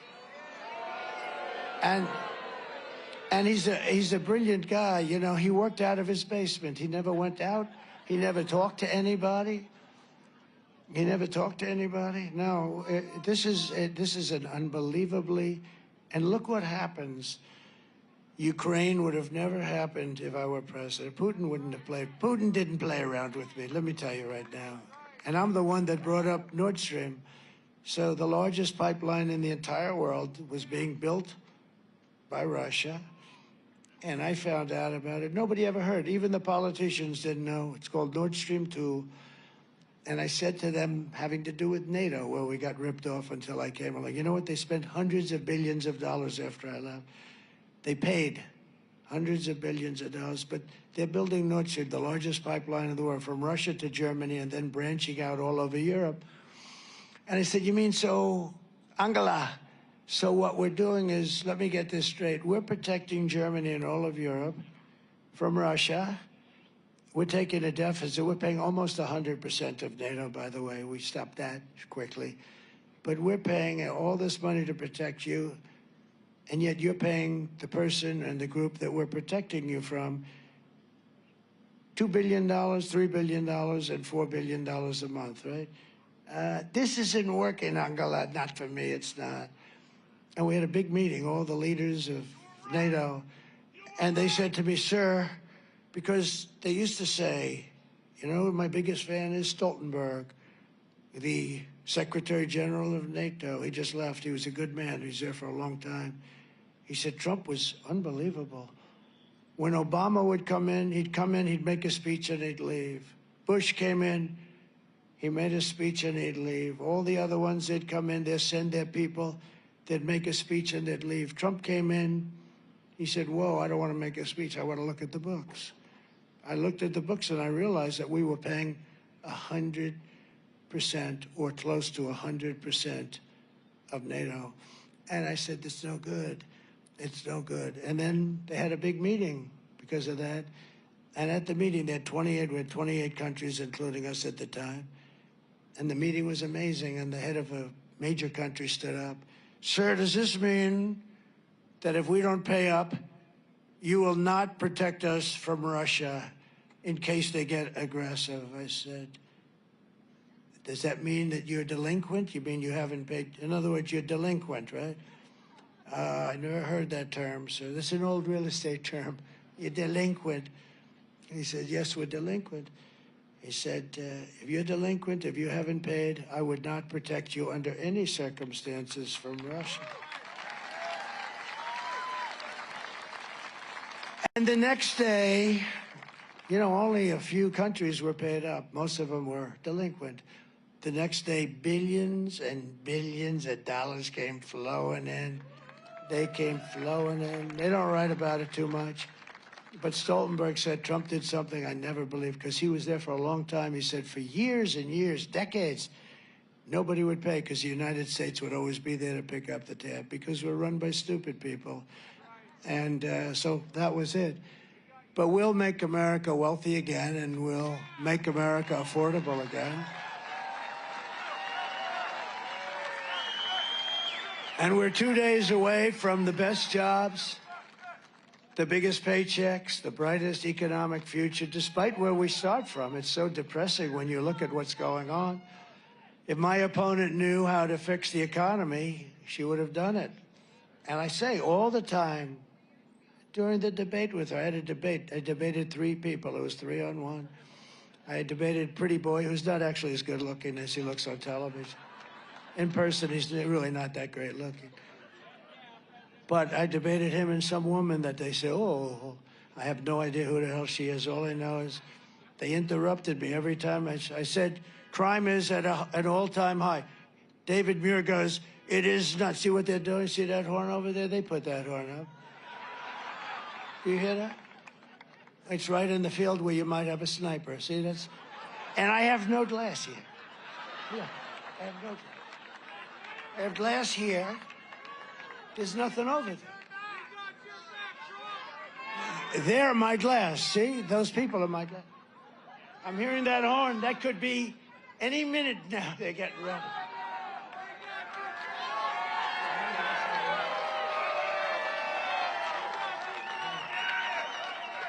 What the hell do I know? I must be wrong. I must be wrong. Probably it was probably Biden or the other one that said, screw him, don't give him the glass. Oh, you don't think? Let me tell you, I'll tell you what. Secret Service guys were very brave when I got shot. They stood right in the line of fire. And I don't want to speak out of school, but I can say from the time I got elected, these guys were fighting for more help, for more people like you have up there, great people, but they were fighting for more assets. They call them assets. I think it's an extremely nasty term, but that's what they were fighting for. They need more assets because we have big rallies. You know, we have 50,000. Interestingly, during the debate, she said, oh, and your debates don't really draw, and everybody leaves early. So then I go, because when somebody says something, I think you have to refute it, right? I said, no, my debates never have an empty seat, and nobody ever leaves early. Nobody has ever left early. These guys will tell you. Nobody. And I walked off, and I said, I killed her in this debate. There were 100 things, but I was debating 3 people. I wasn't debating one. 11 times or so, they said, no, that's not right. That's not right. You know, they weren't supposed to do that, too, by the way. ABC. It's ABC fake news, CBS, ABC, NBC. These are, in my opinion, these are seriously corrupt people. But here's the story. So I refuted. It took only about 30 seconds. I said, no, my rallies are the biggest and nobody ever leaves. And not only are they the biggest, they're hundreds of times bigger than anybody else. The other night in Milwaukee, that arena was here, the Wall. Mr. Wall, would you please stand up? This guy, he was there. You know, this guy's a very successful guy, and I think he's been to like 300 of these things. But he's great. He's a smart guy. He's made a lot of money. I don't know. He likes this better than going to see a rock concert, right? Because we do have some fun, considering we're talking about a very tough subject. It's a bad subject. It's an embarrassing subject. It's embarrassing that this could happen to our country. But in Milwaukee, they have a beautiful arena. It holds like, you know, essentially, I think it's probably a little bit larger than Madison Square Garden, but that size. And We were packed to the rafters. We could have sold it out 3 times. I wish I had the picture. I'll send you the picture, everybody that wants. And it was amazing. But there is a great spirit that this whole MAGA movement has. When Biden got up and he had that horrible scene behind him, the pink and purple, it looked like the devil. And he liked that, you know, made him look like a tough guy, you know. How do you make me look like a tough guy? And he started talking about, we will stop MAGA. We will stop. We won't let MAGA go forward. Couldn't understand. Then he couldn't find his way off the stage as usual. And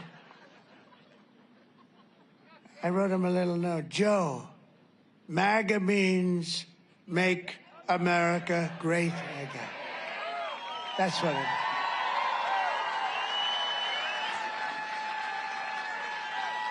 So, I'm sort of finished with this whole thing, but so the fake news, some of these lame brains, I see them, I can tell you everyone up there a couple of them are good, but everyone up there, I can tell you, they're really dishonest people. I mean, real dishonest.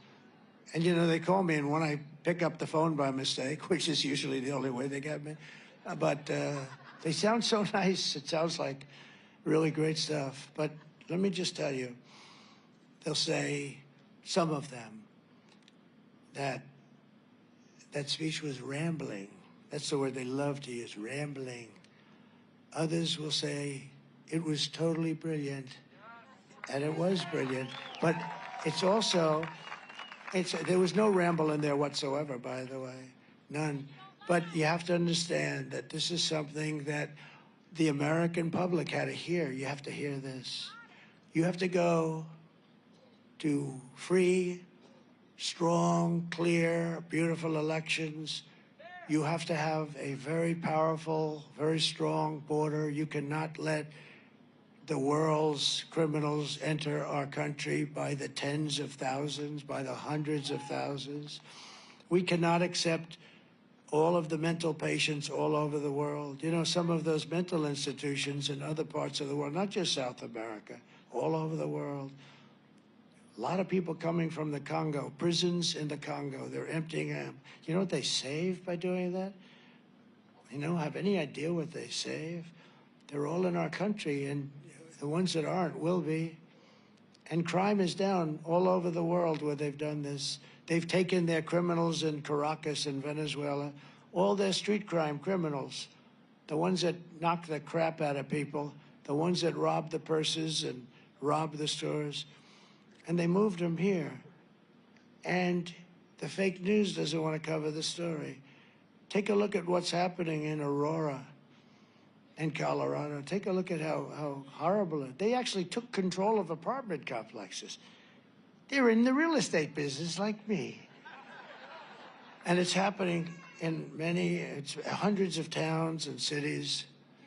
It's something that is just a disgrace. But we're pleased to be joined because it's an important part of it. We have to have good people. And if David would like to come up for a second, David McCormick, he's a tremendous person. And you really should vote for him, because the other guy is a total waste of time. Thank you. Thank you, Mr. President. Appreciate it. Thank you, Mr. President. Thank you all for being here. We got to win this election in the Keystone State. It's a choice between strength of President Trump, fight, fight, fight, and the weakness of Kamala Harris. It's a choice between the common sense policies, Mr. President, that you had, get our economy back on track, secure that border, open up that energy sector so we can have that beautiful, clean natural gas going around the world, keep us peaceful through the strength you'll bring, Mr. President. So thank you. I hope to be right there with you in the Senate, because I'm running against the guy. I don't know if you know this, Mr. President. He's running ads standing next to you. Bob Casey, can you believe this? Right? Can you believe it? This guy is a career politician. He was born with a silver political spoon in his mouth.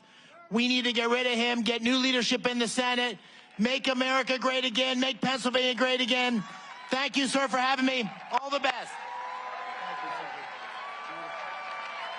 Thank you, David. You got to vote for him. Look at a standing ovation. Whoa. Whoa. Whoa, this could be the big day then. We finally broke loose. Good. Wow. Look at that, David.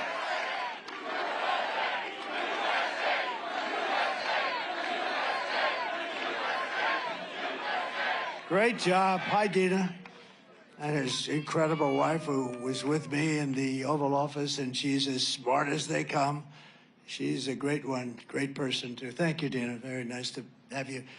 What he said is interesting because Bob Casey, a friend of mine called, very smart guy, big guy, high intellect as opposed to a lot of the people we have to deal with. He said, I didn't know that you and Bob Casey are such good friends and so close. He meant it.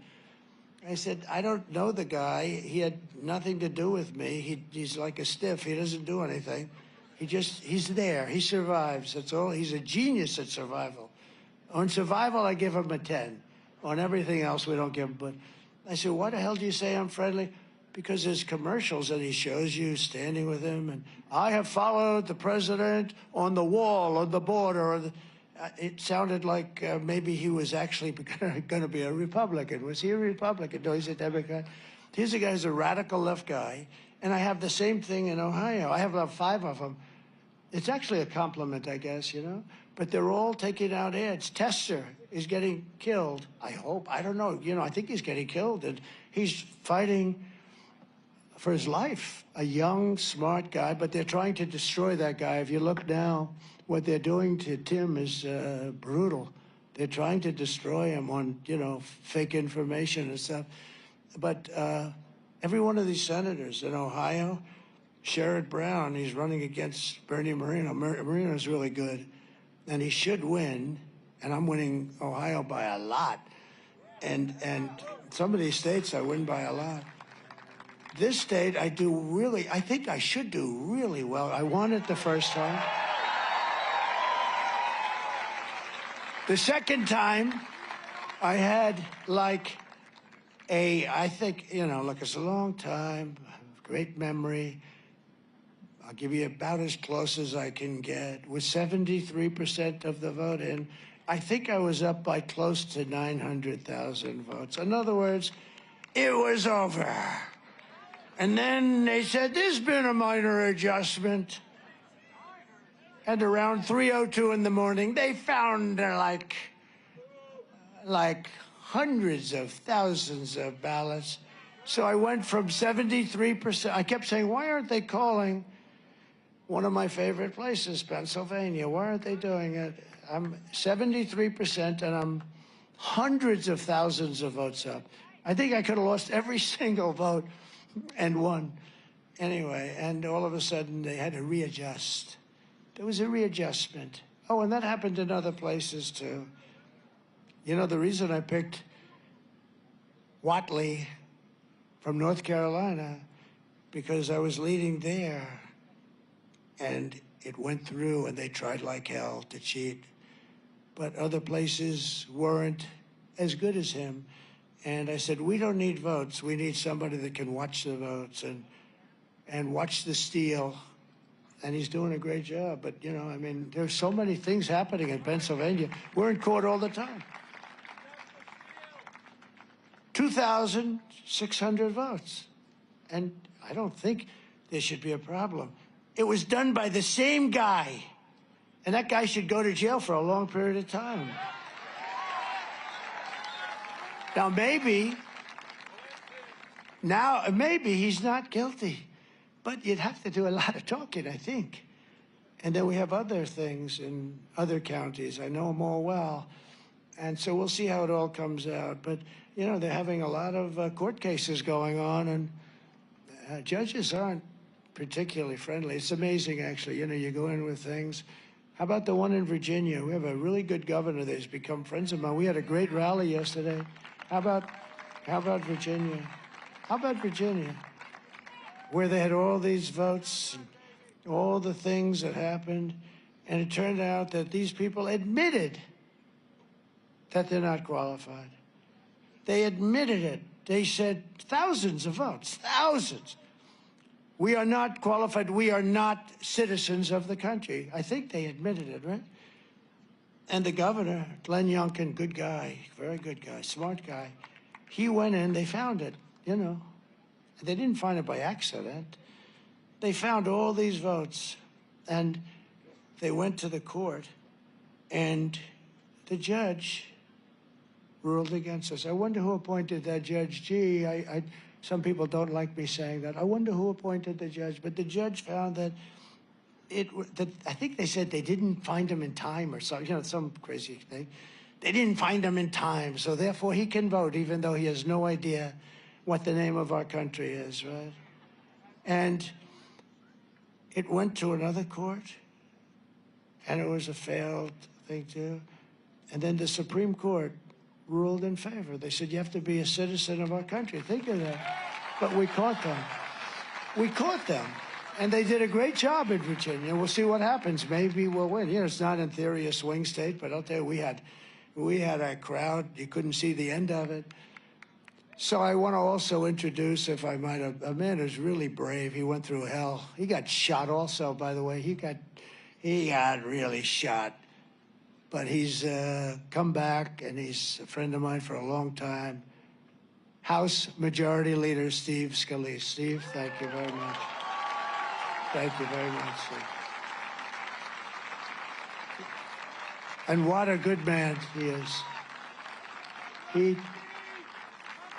He took some bad. I went to the hospital to see him the night he got shot. The doctor told me he had a 15% chance. He had almost no chance, and he lived. I actually think he's better looking today than he was before. It's true. I told him, I said, you know, you're a better looking guy today than you were. But he's a great guy. He took a big hit, man.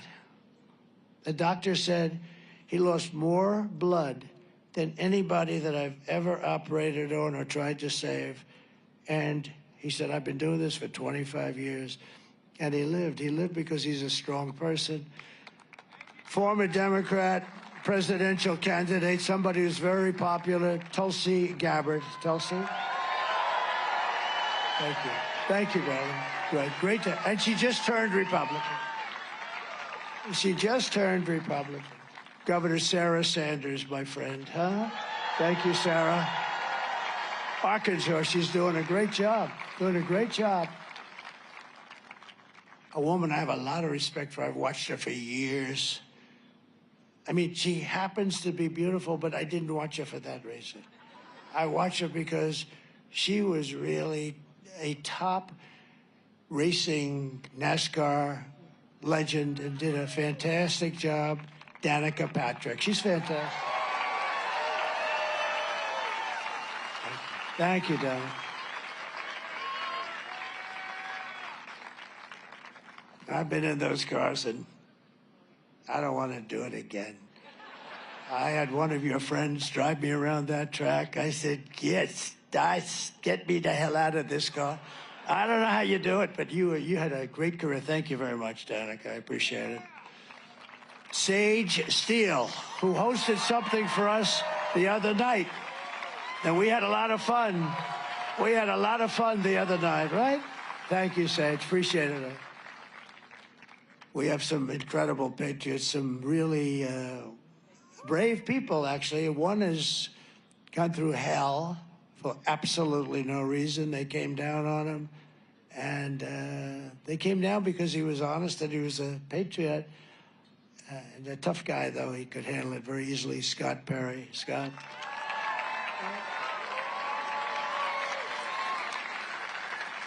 And another, these are great. You know, I go to some of the states, and I'm not even in love with some of the Congress people.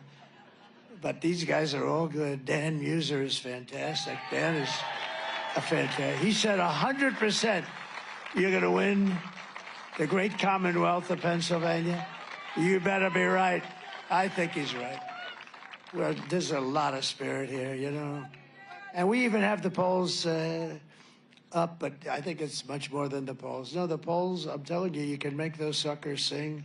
You get the right pollster, you can do, and you really do inflict damage, you know, when you do like this person from Iowa.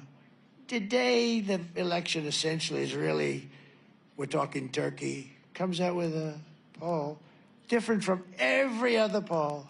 because it wasn't even in question. It's really the opposite way. I'm way up. If you look at 3-4 months ago, Dan, I was losing states that now are walks, you know, they're now walks. And I think you could have that here. It's called suppression. They suppress, and it actually should be illegal because it's, in many ways, it's worse than the written word, which these guys do quite well, actually. John Joyce is a fantastic person and a brave person. Thank you, John.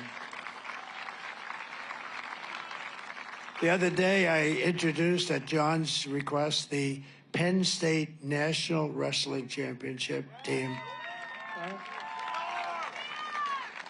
And these guys came up, and they were powerful as hell. They just won the, think of it. The coach must be unbelievable. I hear he's a great wrestler, too, a fantastic wrestler, like a champion. Didn't he win the Olympics also? So this coach is something, because they won 11, think of this, they won 11 out of the last 13 years. That makes him, you know, that's like John Wooden stuff. That's incredible. That's incredible. So congratulate him. But I did that for John and the whole group. And that's, to me, it's, you know, I'm into sports. I love sports. When you think of 11, but I looked at these guys, I had them up. I brought them up the days the place was packed. That arena was packed. And we could have packed it 5 times if we wanted to. If we had a bigger arena, it would have been, it didn't matter. But I had them up. And I'm looking at these muscles, they're bulging all over the place. You know, they're the best wrestlers in the country, all the top champions. And many of them were the individual champions. And I said to the audience, these may be the only people in this room that could take the illegal migrants in a fight. Outside of this little group of 10 people that I have up, we're in trouble. In fact, I tried to recruit them for ICE, but they have other plans. I tried to recruit them. Did you know that? I said, come on, how would you like to be a member of ICE? We need you, because ICE is incredible. ICE goes into a pack of MS-13s, fists flying. I mean, somebody's got to do it. It's a nasty job, but they love it. They love the country. And Lloyd Smucker, I want to thank you very much. Great guy. These are all great. I also want to recognize our great Amish community. Where are they? The Amish community, you know?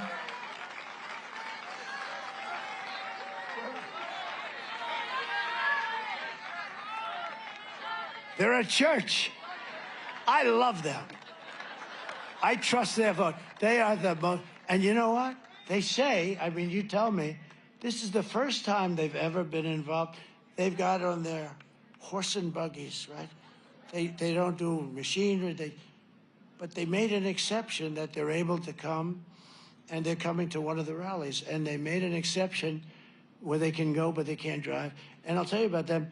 I had a barn to build, and I went out to bid, and I got all these crazy bids for a lot of money. And they bid for like 1/3 the price. They built a big barn, substantial, out to the cameras and as wide, almost like to the cameras and as wide. Big barn at one of my clubs. 3 days. And they didn't use nails because they're not allowed to use metal or something. Sarah, 3 days, and the barn is gorgeous. I keep saying, I want to build another barn. I'll make a good deal with these. No, they came in, they took the wood from another location and the horse and buggies. And I never saw anything like it. These are unbelievable people. 3 days. Oh, is that the head of Truth? The head of Truth Social. Hey, that's a hot stock. What's going on with that stock? What the hell? Devin Nunes. You know, he was a great congressman. Everybody respected him so much, and he was tough as hell. He said, sir, you know, there was a man, they said, and this is what we need in our country. When Shifty Schiff and Crooked Hillary and all these people, this absolute sleaze, when they came up with the Russia, Russia, Russia hoax, you know, it never existed. It was supposed to be a one-day statement. That was their reason. Why did you lose? Because I was given a 3% chance of winning. And remember, as the evening went along, was that the greatest? You know what? We can have a better evening in 2 days if you get out and vote. We can have, Danica, we can have a better evening. This is better than winning the Daytona. This is Daytona times 1,000. But no, we can have, but I heard there's a young congressman down in the basement of the White House.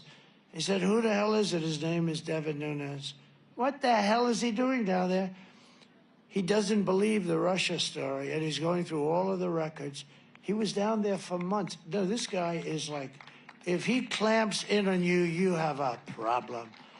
And he went for months with a couple of your good friends, right? Lakesh and some of your friends, but they spent months at the bottom of the White House and the basements of other buildings. I said, what the hell are they doing here? And then one day I made a mistake. I said, I'd like to meet him. He came up, he shook my hand, and then he went off and he went, I literally we didn't even sit down, right? But because he shook my hand, they said, he's in a conspiracy with the president. No, there was no, I didn't even know him. I had no idea who the hell he was. All I know is and he figured out the Russia thing was a total hoax. And he was the expert. And it was a total hoax. It was a made-up story. And anyway, when he left Congress, I said, you know, I'm doing Truth because I had hundreds of millions of followers between Facebook, Instagram, I mean, hundreds of millions, like at the top. I had all of them, and Instagram, and all of, nobody had what I had, I think. Maybe, I don't think anybody. And I went from hundreds of millions of followers to nothing. They took it away. For no reason, they took it away. And I said, I have to figure this out. So I said, all right. I started doing press releases, Save America, and they were very successful, but it was a press release, but they were like hot. And we were developing this new thing. And they said, what are we going to name it? I said, and we ideally get 5 letters. And they had all these fancy names. Usually, a lot of them started with an X in front because it was hot. And they couldn't come up with a name. I said, what about Truth? Sir, he didn't say this, somebody. Sir, you'll never be able to get Truth. It's impossible to get Truth, sir. Why? It's very generic. It's very this. Sir, it's already taken. Why do you say? Because there's no way you could get it. It's 5 letters, right? I said, yeah, but it's 5. Sir, you won't be able to get it. Just, I'm sure it's taken. Check. Go check. Go check. Comes back 20 minutes later, sir, you just bought the name Truth for $2,000, right? Right? You just bought the name Truth. Truth Social.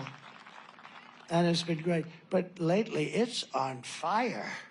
What the hell are you doing, Devin? I made $7 billion last week. What was it up? 10 billion. No, $10 billion. So I can't get angry and say he's doing a bad job, right? I don't know, but I'm proud of you. But, you know, much more importantly, I didn't do it for the money. I did it because, think of it. This is so cool. A friend of mine said, great guy. He said, this guy, he gets banned from Twitter and Facebook and Instagram. I was on all three. I had over 200 million, whatever the hell you call them, right? I got banned. I went from being just, they banned me. My enemies banned me. And this guy came up with this great theory. He said, think of it. They ban him. They disgrace him. And he has no choice.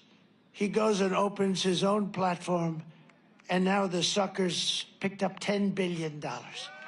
They forced me into building a $10 billion. I was forced, right? That's pretty cool. Who would think that way? The guy that I'm talking about is a very sick person, but he is smart. But in conclusion, I hope you've enjoyed this, because I'm only doing this one time. Right? I'm only doing this one time. I'm going to promise, because I'm sure I'm very late for my next rally. I'm sure they're all waiting for me. But this is the kind of thing I should only have to say once. And when they say, he gave a long and rambling speech, no.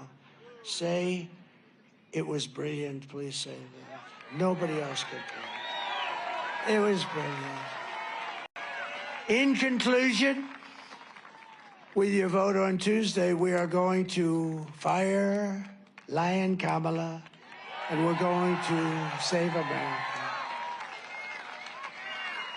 We're going to cut your taxes, end inflation, slash your prices, raise your wages, and bring thousands of factories back to America and back to the Commonwealth of Pennsylvania. Oh, you know what's nice? Look. I'm trying to tell because these guys are so crooked. They're worse. They're worse than crooked Hillary, which is hard. But look, everybody's standing.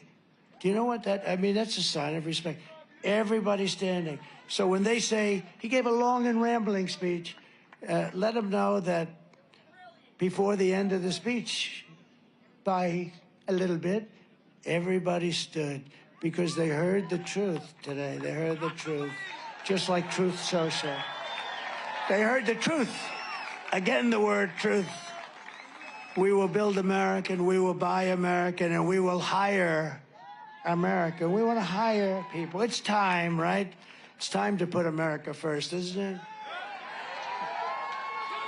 I will end the war in Ukraine.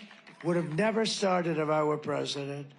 It would have never, zero chance. I said, Vladimir, don't even think about it. Zero chance. I will stop the chaos in the Middle East. That would have never happened. October 7th, Iran was broke. They were stone cold broke. They had no money for Hezbollah. They had no money for Hamas. They had no money for anything. They were broke. Do you know, in 4 years, I had no terrorism. Can you imagine? And I stopped. I had no wars also. I did, other than I inherited ISIS, and I knocked out in a short period of time, a few weeks, 100% of the ISIS caliphate. And these idiots like Kelly and Mattis and stupid Milley, he's so stupid. They said it was going to take 5 years, and I did it in a few weeks. That's why I went to Iraq. I said, General, and I met a real general, and our military is great. He knocked him. He said, sir, I'd attack him the following way. I'd attack him from the left and from the right. I'd attack him from underneath if we have to. Well, how long will it take? I'd say 4 weeks, sir. What I was told, 5 years in Washington by the stupid people. Anyway, but we have real, and don't worry about them being woke. You could put them in a woke cage for 2 years and they'd come out fighting. They're not going woke. The guys, those few guys on top are woke. And by the way, every one of those guys should have been fired for what happened in Afghanistan. Every one of those guys. He doesn't fire anybody. I fire Kelly. I love firing that stupid guy.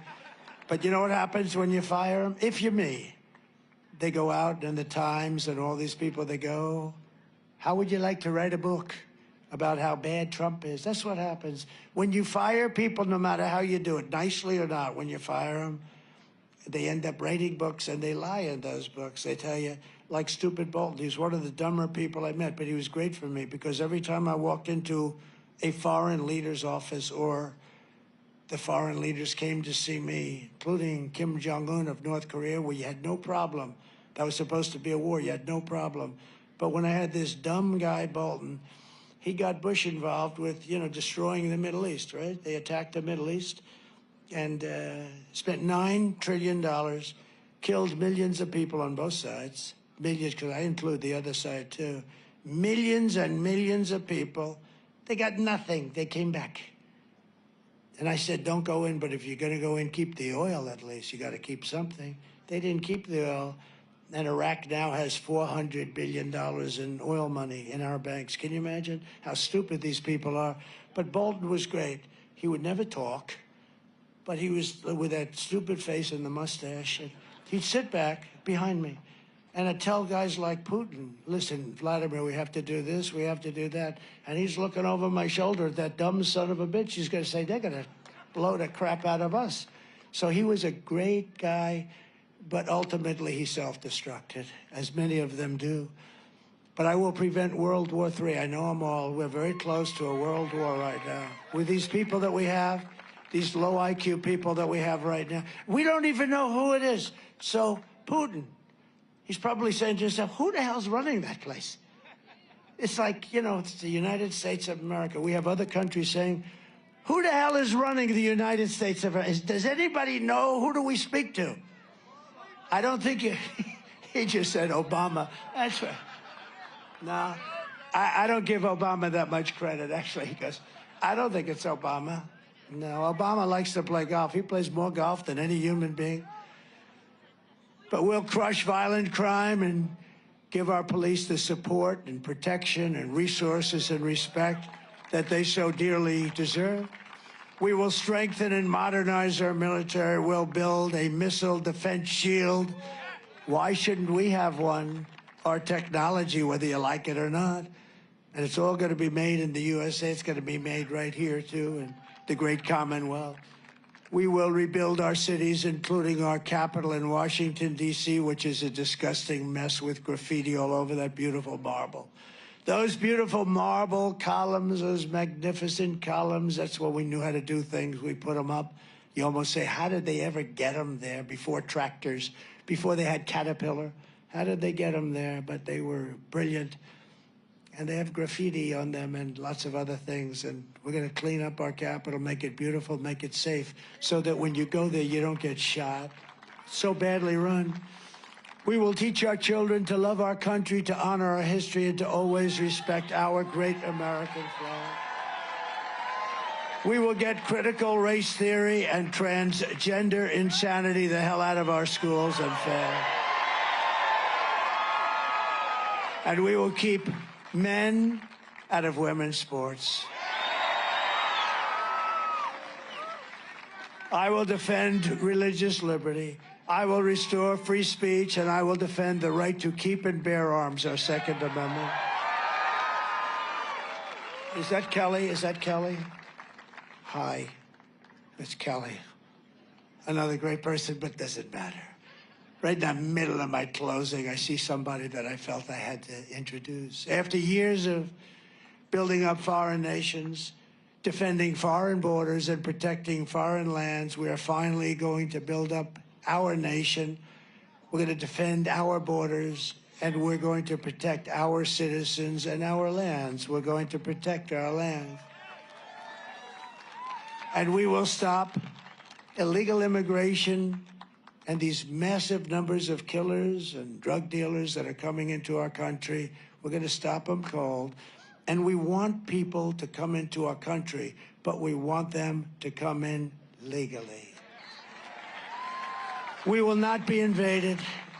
We will not be occupied. We will not be overrun. We will not be conquered. We're being conquered, just as though it were an army. We will be a free and proud nation once again. Everyone will prosper, every family will thrive, and every day will be filled with opportunity and hope and filled with the American dream. But for that to happen, we must defeat Kamala Harris and stop her radical left agenda. She destroyed San Francisco. We're not going to let her destroy our country. And we want a landslide that's too big to rig. And I think that can happen. I mean, I'm seeing all these close polls. Oh, he's leading by a half a point. He's leading by a point, right? I don't know. I think the enthusiasm, that's one thing. The level of enthusiasm for the Trump voters is more than double the enthusiasm for this person that nobody ever heard of. You need to get out and vote. It's very simple. And again, I don't want your money. I don't want anything. I just want you to go vote. We're going to turn this thing around. For the past 9 years, we've been fighting against the most sinister and corrupt forces anywhere on earth. With your vote in this election, you can show them once and for all that this nation does not belong to them. This nation belongs to you. It does. It belongs to you. It was hardworking patriots like you who built this country. And 2 days from now, it is hardworking patriots like you who are going to save our country. After all we have been through together, we stand on the verge of the 4 greatest years in American history. That's what's going to happen. You watch. It's going to happen quickly. It's going to happen very quickly. With your help from now until Election Day, we will restore America's promise and we will take back the nation that we all love. We are one people, one family, and one glorious nation under God. We will never give in, we will never give up, and we will never, ever back down. We will never surrender Together, we will fight, fight, fight, and win, win, win. We're going to win. We're going to win. We're going to win. We're going to turn it around. We're going to turn it around, and it's going to happen fast. November 5th will be the most important day in the history of our country, and together we will make America powerful again. We will make America wealthy again. We will make America healthy again. We will make America strong again. We will make America proud again. We will make America safe again. And we will make America great again. Thank you very much. God bless you. Thank you, Pennsylvania. Go vote. Thank you. God bless you all. Thank you.